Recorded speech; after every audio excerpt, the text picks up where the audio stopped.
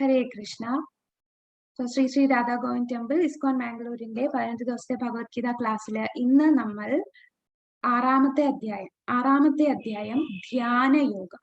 ഇതിനു മുമ്പ് നമ്മൾ ഇതുവരെ 5 അധ്യായങ്ങൾ പഠിച്ചു. ഈ 5 അധ്യായങ്ങൾ എന്തൊക്കെയാണെന്ന് ഓർമ്മയുണ്ടോ? എന്തൊക്കെയായിരുന്നു 5 അധ്യായങ്ങളുടെ പേര്? ഓർക്കാൻ കഴിയുന്നുണ്ടോ? അൺമ്യൂട്ട് ചെയ്ത് പറഞ്ഞോളൂ അറിയാവുന്നവർ.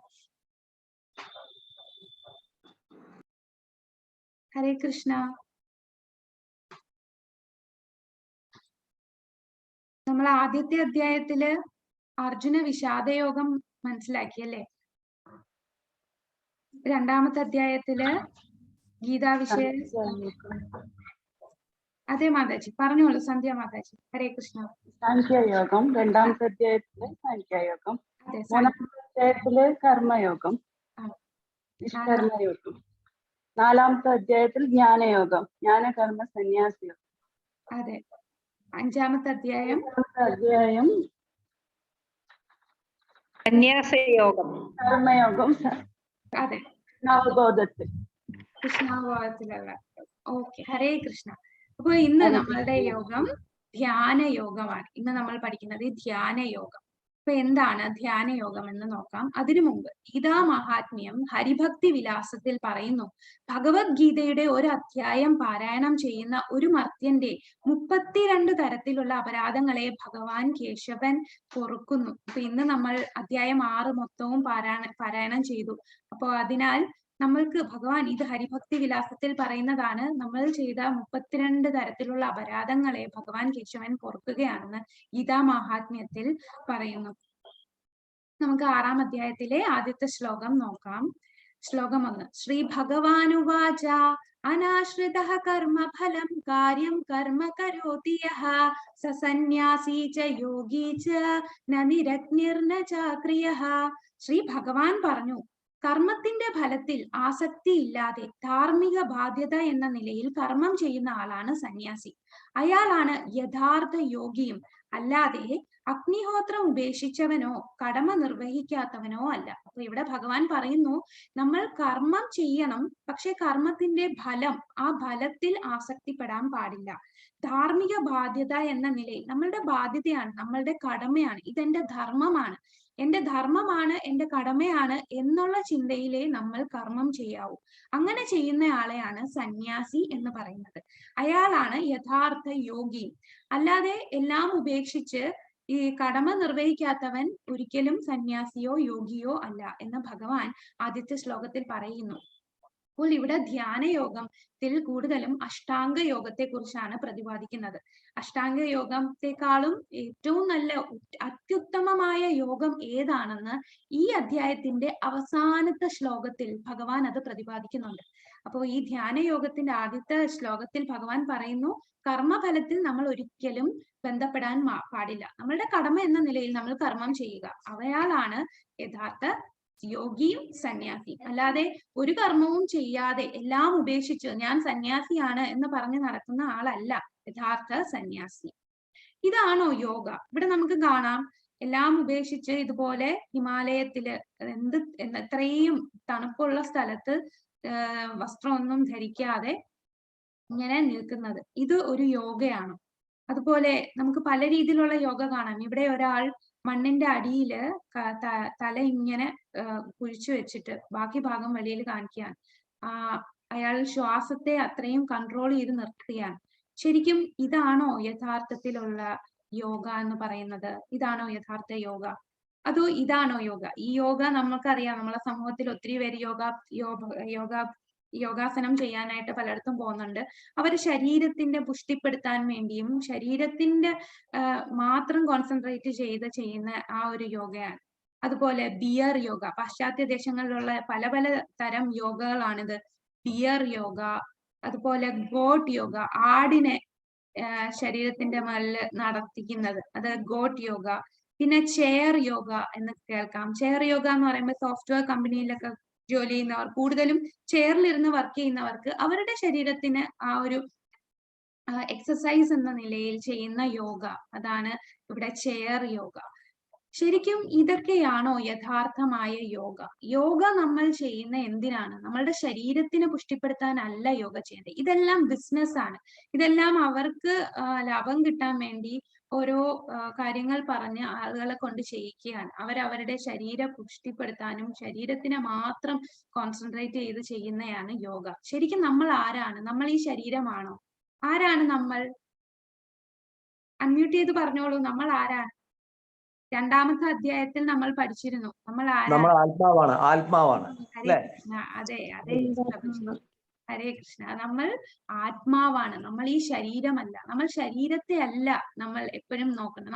നമ്മൾ ഇത്രയും കാലവും ശരീരത്തെ മാത്രമേ നോക്കുന്നുള്ളൂ. ആഹാരം കൊടുക്കുന്നു, ശരീരത്തിന് ഓരോ ഓരോ എന്താണ് ബാഹ്യമായിട്ട് സൗന്ദര്യം വർദ്ധിപ്പിക്കാൻ പല രീതിയിലുള്ള പല കാര്യങ്ങൾ ചെയ്യുന്നു.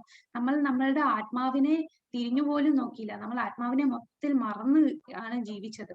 ഈ യോഗകളെല്ലാം ബിസിനസ്സിന് വേണ്ടിയും ശരീരത്തിന് വേണ്ടിയും മാത്രം ചെയ്യുന്നതാണ്. യോഗ എന്ന് പറയുന്നത് ഭഗവാനുമായി ബന്ധിപ്പിക്കുന്നത്, അതാണ് യോഗ.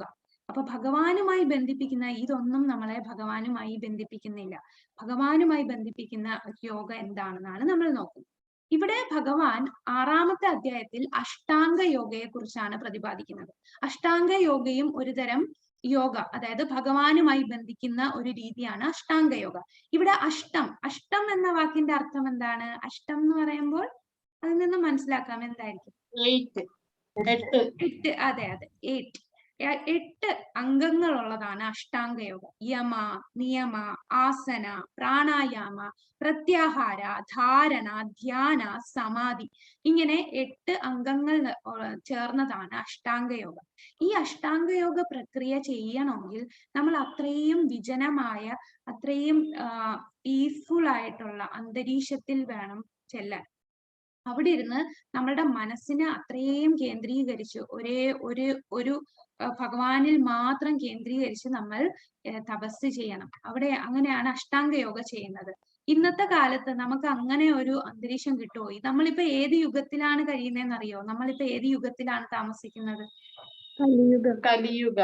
അതെ, നമ്മളിപ്പോ കലിയുഗത്താണ്. ഈ കലിയുഗത്തിൽ നമുക്ക് ഇതുപോലെ ശാന്തതയുള്ള ഒരു സ്ഥലം നമുക്ക് കിട്ടുമോ? അതുപോലെ പണ്ടത്തെ യുഗങ്ങളിൽ താമസിച്ചിരുന്നവർ ഈ യോഗകൾ ചെയ്യാനായിട്ട്, ഭഗവാനെ തപസ് ചെയ്യാൻ അവർ കാട്ടിൽ പോകും. കാട്ടിൽ പോയിട്ട് എന്താണ് ഒരു മാനിന്റെ അല്ലെങ്കിൽ പുലിയുടെ തോലിട്ട് അതിന്റെ പുറത്തിരുന്ന് അവർ ഏകാഗ്രമായി ധ്യാനിക്കുകയാണ് ചെയ്യുന്നത്. ഈ യുഗത്തില് നമുക്ക് അതൊന്നും സാധ്യമല്ല. അതുപോലെ നമ്മളുടെ ഇരിക്കുന്ന പൊസിഷൻ അത്രയും എന്താണ് റൂൾസ് എല്ലാം പാലിച്ചു വേണം നമ്മൾ ഇരിക്കേണ്ടത്. നമ്മളുടെ ശ്വാസോച്ഛ്വാസത്തെ നിയന്ത്രിക്കണം, നമ്മളുടെ ഇന്ദ്രിയങ്ങളെ നിയന്ത്രിക്കണം. അങ്ങനെ അവസാനം ഇതെല്ലാം പ്രാണായാമ, പ്രത്യാഹാര, ധാരണ, ധ്യാന ഇതെല്ലാം ചെയ്ത് അവസാനം നമ്മൾ സമാധിയിലെത്തും. സമാധിയിലെത്തുക എന്ന് പറഞ്ഞാൽ നമുക്ക് ഊണില്ല, ഉറക്കമില്ല, ഒന്നും കഴിക്കില്ല. ഫുൾ ടൈം എപ്പോഴും നമ്മൾ ഭഗവാനിൽ തന്നെ കേന്ദ്രീകരിച്ചിരിക്കുക. 24 മണിക്കൂർ, അങ്ങനെ മാസങ്ങളോളം സമാധിയിൽ ഇരിക്കുന്ന ആൾക്കാരുണ്ട്. അവര് ഭഗവാനെ തന്നെ, അവർക്ക് ആഹാരവും വേണ്ട, വെള്ളം വേണ്ട, ഉറക്കമില്ല, എപ്പോഴും ഭഗവാനിൽ തന്നെ കേന്ദ്രീകരിച്ചിരിക്കുന്ന ആ ഒരു സ്റ്റേജ് ആണ് സമാധി. അങ്ങനെ ചെയ്യുന്ന ആൾക്കാരുണ്ട്. പക്ഷെ ഈ കലിയുഗത്തിലുള്ള ആൾക്കാർ, ഭഗവാൻ അറിയാം കലിയുഗത്തിലുള്ള ആർക്കും ഇത് സാധ്യമല്ല, എല്ലാവർക്കും ചെയ്യുന്നവരുണ്ടാകാം. എന്നാലും എല്ലാവർക്കും വേണ്ടി ഭഗവാൻ അത്യുത്തമമായ വേറെ ഒരു യോഗ ഇതിന്റെ അവസാനത്തെ ശ്ലോകത്തിൽ പറയും. പിന്നെ അടുത്ത ചാപ്റ്ററിൽ നമ്മൾ അതിനെക്കുറിച്ച് ഡീറ്റെയിൽഡ് ആയിട്ട് പഠിക്കും. ഇതാണ് അഷ്ടാംഗ യോഗ. അഷ്ടാംഗ യോഗം എന്ന് പറയുമ്പോൾ 8 അംഗങ്ങളുള്ളതാണ്. യമ, നിയമ, ആസന, പ്രാണായാമ, പ്രത്യാഹാര, ധാരണ, ധ്യാന, സമാധി. അവസാനമാണ് സമാധി. ഈ സമാധിയിൽ എത്തുമ്പോഴാണ് നമ്മൾക്ക് തന്നെ ആ ഒരു ഭഗവാനിൽ തന്നെ ഫുൾ കേന്ദ്രീകരിച്ച്, മറ്റൊരു ഇന്ദ്രിയങ്ങളെല്ലാം ഭഗവാനിൽ തന്നെ കേന്ദ്രീകരിച്ചിരിക്കുന്ന ആ ഒരു സ്റ്റേജ് ആണ് സമാധി. ഇനി 5ാമത്തെ അധ്യായത്തിൽ ഭഗവാൻ പറയുന്നു, ഉദ്ധരേതാത്മനാത്മാനം ആത്മാനം അവസാദയേത് ആത്മൈവ്യഹ്യാത്മനോ ബന്ധുരാത്മൈവ രിപുരാത്മനഃ. മനുഷ്യൻ മനസ്സിന്റെ സഹായത്തോടെ സ്വയം ഉദ്ധരിക്കണം, അധപ്പതിക്കരുത്. ബദ്ധനായ ആത്മാവിന് തന്റെ മനസ്സത്രേ ബന്ധു, അത് തന്നെയാണ് ശത്രു. നമുക്ക് തന്നെ അറിയാല്ലേ നമ്മളുടെ മനസ്സിന്റെ കാര്യം. ഇപ്പോൾ തന്നെ ഭഗവത്ഗീത ക്ലാസ് കേൾക്കുമ്പോൾ നമ്മളുടെ മനസ്സ് ചുറ്റും സഞ്ചരിച്ചുകൊണ്ടിരിക്കുകയാണ്. നാളത്തെ കാര്യങ്ങൾ ആലോചിക്കാം, അല്ലെങ്കിൽ ഓഫീസിലെ കാര്യങ്ങൾ വരാം. പെട്ടെന്ന് പെട്ടെന്ന് മനസ്സെന്ന് പറഞ്ഞാൽ ഒരിടത്ത് അടങ്ങിയിരിക്കില്ല. ഒരു കുരങ്ങനെ പോലെയാണ്, അങ്ങോട്ടും ഇങ്ങോട്ടും ചാടിക്കൊണ്ടിരിക്കും. അപ്പൊ മനസ്സിന്റെ സഹായത്തോടെ മനുഷ്യൻ മനസ്സിന്റെ സഹായത്തോടെ സ്വയം ഉദ്ധരിക്കണം. നമ്മൾ അധപ്പതിക്കരുത്. ബദ്ധനായ ആത്മാവിന് തന്റെ മനസ്സത്രേ ബന്ധു. അപ്പൊ നമ്മളുടെ മനസ്സ് നമുക്ക് ഫ്രണ്ട്, നമ്മളുടെ മനസ്സെന്ന് പറഞ്ഞാൽ നമുക്ക് സുഹൃത്തുമാണ്, നമ്മൾക്ക് ശത്രുവുമാണ്. നമുക്ക് തന്നെ അറിയാം, നമുക്ക് എന്തെല്ലാം അനാവശ്യ ചിന്തകൾ വരും. ഓരോ ആൾക്കാരടുത്ത്, ചിലരടുത്ത് നമുക്ക് ദേഷ്യം കാണും, ചിലരടുത്ത് സ്നേഹം കാണും. ഒരാളുടെ അടുത്ത് ദേഷ്യം തോന്നിയാൽ തന്നെ നമ്മൾ എന്തെല്ലാം ചിന്തിക്കും, അയാളടുത്ത് സംസാരിക്കാതിരിക്കും, പിന്നെ അയാളെ കാണുമ്പോൾ അയാളെ കുറിച്ച് കുറ്റങ്ങൾ പറയും. ഇതെല്ലാം നമ്മളുടെ ആ മനസ്സാണ്. ആ മനസ്സ് ശത്രുവായി ഇരിക്കുമ്പോഴാണ് നമ്മൾ ഇങ്ങനെയെല്ലാം ചെയ്യിക്കുന്നത്. പക്ഷെ എപ്പോഴും നമ്മളുടെ മനസ്സ് ശത്രുവായിട്ട് ഇരിക്കുവോ? നമ്മളുടെ മനസ്സ് എപ്പോഴും അങ്ങനെയാണോ? എങ്ങനെയായിരിക്കും നമ്മളുടെ മനസ്സ്? ഹരേ കൃഷ്ണ. രണ്ട് തരത്തിലും ഉണ്ടാവും. അതെ, ഹരേ കൃഷ്ണ. നമ്മളുടെ മനസ്സ് ചിലപ്പോ നല്ലതായിരിക്കും, നമുക്ക് നല്ല കാര്യങ്ങളായിരിക്കും മനസ്സ്, നമ്മളുടെ ഫ്രണ്ട് ആയിട്ടായിരിക്കും, നമ്മളുടെ നല്ല സുഹൃത്തായിരിക്കും മനസ്സ്. പക്ഷെ ചില സമയത്ത് നമ്മളുടെ മനസ്സ് നമ്മളുടെ ശത്രുവാണ്. അപ്പൊ മനസ്സ് തന്നെയാണ് ഉറ്റ സുഹൃത്തും ശത്രുവും. ബന്ധുരാത്മാത്മനസ്തസ്യ യേനാത്മൈവാത്മനാ ജിതഃ അനാത്മാനസ്തു ശത്രുത്വേ വർത്തേദാത്മൈവ ശത്രുവത്. മനസ്സിനെ ജയിച്ചവന് മനസ്സ് തന്നെയാണ് ഉറ്റ സുഹൃത്ത്. അതിന് കഴിയാത്തവനാകട്ടെ മനസ്സ് പരമശത്രുവുമായിരിക്കും. അപ്പോൾ നമ്മൾ ആദ്യം ചെയ്യേണ്ടത് നമ്മളുടെ മനസ്സിനെയാണ് ജയിക്കേണ്ടത്. നമുക്കറിയാം, എന്തെങ്കിലും പ്രശ്നം വരുമ്പം ചിലര് ക്ഷേത്രങ്ങളിലൊക്കെ പോയി ശത്രു സംഹാര പൂജയൊക്കെ നടത്താറുണ്ട്. എന്തിനാണ് നമ്മൾ ചെയ്യുന്നത്? അയാൾ എന്നെ ഇത് ചെയ്തു, അയാൾ എന്റെ ശത്രുവാണ്. ഇതൊക്കെ ആരാണ് തോന്നിപ്പിക്കുന്നത്? ഇതൊന്നും ആ ഒരു വ്യക്തിയുടെ പ്രശ്നമല്ല, നമ്മളുടെ മനസ്സിന്റെ ആണ് പ്രശ്നം. നമ്മളെ മനസ്സാണ് ഒരാളെ ശത്രുവായിട്ടും മിത്രമായും കാണുന്നത്. മനസ്സിനെ നമ്മൾ നിയന്ത്രിക്കണം. മനസ്സിനെ ജയിച്ചവൻ, അങ്ങനെ മനസ്സിനെ നിയന്ത്രിച്ച് ജയിച്ചവന് മനസ്സാണ് ഉറ്റ സുഹൃത്ത്. അതേസമയം ഇതേ മനസ്സിനെ ശരിയാണ്, അവൻ എന്റെ ശത്രുവാണ് എന്നുള്ള ചിന്തയിൽ മനസ്സിനെ നിയന്ത്രിക്കാതെ മനസ്സ് പറയുന്ന രീതിയിൽ അങ്ങ് നമ്മൾ പോയാൽ മനസ്സാണ് ഏറ്റവും വലിയ ശത്രു. അപ്പൊ നമുക്കറിയാം, ഒത്തിരിയും ചില ആൾക്കാരൊക്കെ ഓരോ കുറ്റകൃത്യങ്ങൾ ചെയ്യുന്നു. അത് അവരുടെ ഒരു നിമിഷം അവരുടെ മനസ്സ് അവരുടെ കൈവിട്ട് പോവുകയാണ്. ആ മനസ്സ് ശത്രുവായി മാറുകയാണ്. അപ്പൊ അവർക്ക് തന്നെ പിന്നീട് പശ്ചാത്താപം വരാറുണ്ട്. ഈ ഹരേ കൃഷ്ണ ഇസ്കോണിന്റെ ചില ഭക്തന്മാര് ജയിലിലൊക്കെ പോയിട്ട് ഇതുപോലെ ഭഗവത്ഗീത ക്ലാസ് എടുക്കാറുണ്ട്. കാരണം അവിടെയുള്ള കുറെ ആൾക്കാര് അവർക്ക് ആ ഒരു നിമിഷം മനസ്സിനെ നിയന്ത്രിക്കാൻ കഴിയാതെ കയ്യബദ്ധം പറ്റിയ കുറെ ആൾക്കാരുണ്ട്. അങ്ങനെ പാപം ചെയ്ത് ജയിലിൽ വന്ന ആൾക്കാരുണ്ട്. അപ്പൊ അവരുടെ ആ ഒരു മനസ്സിനെ നിയന്ത്രിക്കാൻ കഴിഞ്ഞാൽ അവർക്ക് അവരുടെ ഏറ്റവും നല്ല സുഹൃത്തായിരിക്കും അവരുടെ മനസ്സ്. പക്ഷെ ഈ മനസ്സ് നമ്മളുടെ ശത്രുവായാലോ, നമ്മളുടെ ഏറ്റവും വലിയ നമ്മളെ ആപത്തിൽ കൊണ്ടെത്തിക്കുന്നത് നമ്മളുടെ ഈ മനസ്സാണ്. എന്നാൽ അങ്ങനെ അല്ലാത്ത ആൾക്കാരും ജയിലിലുണ്ട്. പക്ഷെ ഇതുപോലെ അബദ്ധം പറ്റിയിട്ട് ആ സാഹചര്യം വെച്ച് അങ്ങനെ ചെയ്തു പോയി പിന്നീട് പശ്ചാത്തപിക്കുന്ന അങ്ങനെ ഒത്തിരി ആൾക്കാര് ഉണ്ട്. അങ്ങനെ ഉള്ളവരുടെ എന്താണ് അവർക്ക് പറ്റിയ പ്രശ്നം എന്തായിരുന്നു? അവരുടെ മനസ്സ് അവരുടെ നിയന്ത്രണത്തിൽ വന്നില്ല. മനസ്സൊരു ശത്രുവായി മാറി. അതിനാൽ അവർക്ക് ഈ പാപം ചെയ്യേണ്ടി വന്നു. ജിതാത്മനഃ പ്രശാന്തസ്യ പരമാത്മാ സമാഹിതഃ ശീതോഷ്ണ സുഖ ദുഃഖേഷു തഥാ മാനാപമാനയോ. മനസ്സിനെ കീഴടക്കിയവൻ ശാന്തി നേടുകയാൽ പരമാത്മാവിനെ പ്രാപിച്ചു കഴിഞ്ഞു. അങ്ങനെയുള്ള ആൾക്ക് തണുപ്പും ചൂടും സുഖവും ദുഃഖവും മാനവും അപമാനവും എല്ലാം ഒന്നുപോലെ തന്നെ. അപ്പോൾ നമ്മൾ മനസ്സിനെ കീഴടക്കണം. മനസ്സിനെ കീഴടക്കിയ ഒരാൾക്ക് ശാന്തി നേടുകയാൽ പരമാത്മാവിനെ പ്രാപിച്ചു കഴിഞ്ഞു. അപ്പൊ നമ്മൾ മനസ്സിനെ കീഴടക്കിയാൽ നമ്മൾ പരമാത്മാവിനെ പകുതിയോളം പ്രാപിച്ചു കഴിഞ്ഞു എന്നാണ് പറയുന്നത്. കാരണം അയാൾക്ക് ദ്വന്ദ്ങ്ങളില്ല, ശത്രു മിത്രം എന്നൊരു തോന്നലില്ല. സുഖം ദുഃഖം എല്ലാം ഒരുപോലെ കാണും, എല്ലാത്തിനെയും ഒരുപോലെ കാണും. തണുപ്പ് വന്നാലും ചൂട് വന്നാലും സുഖം വന്നാലും ദുഃഖം വന്നാലും ആരെങ്കിലും നമ്മളെ അപമാനിക്കുകയാണെങ്കിലും എന്തൊക്കെ വന്നാലും നമുക്ക് എല്ലാം ഒന്നുപോലെ. അപ്പൊ നമുക്കറിയാം, നമ്മൾ ആരെങ്കിലും ഒന്ന് ഇൻസൾട്ട് ചെയ്താൽ നമ്മളെ മനസ്സിന് എന്തുമാത്രമാണ് അത് ഹേർട്ട് ചെയ്യുന്നത്. പിന്നെ നമ്മൾ ആ ഒരു ദിവസം ഫുൾ നമ്മൾ അതിനെ കുറിച്ചായിരിക്കും ചിന്തിക്കുന്നത്. അവൻ എന്നെ ഇങ്ങനെ പറഞ്ഞു, അയാൾ അങ്ങനെയല്ലേ, എന്നാലും അങ്ങനെ വിചാരിച്ചല്ലോ. പിന്നെ മറ്റുള്ളവരോട് നമ്മൾ അത് പറയാൻ തോന്നും. പക്ഷേ മനസ്സിനെ കീഴടക്കിയ ഒരാൾക്ക് ഇതൊന്നും അയാളെ അഫക്റ്റ് ചെയ്യുകയില്ല. മാനവും അപമാനവും എല്ലാം അയാൾക്ക് ഒന്നുപോലെ തന്നെയായിരിക്കും. സുഖവും ദുഃഖവും ഒന്നുപോലെയാണ്. ഈ പിക്ചറിൽ, ഈ പടത്തിൽ കാണുന്ന ആരാന്ന് പറയാൻ പറ്റുമോ? ഈ പടത്തിൽ കാണുന്ന ആരാണ്? അറിയാവുന്നവരെ അൺമ്യൂട്ട് ചെയ്ത് പറഞ്ഞോളൂ.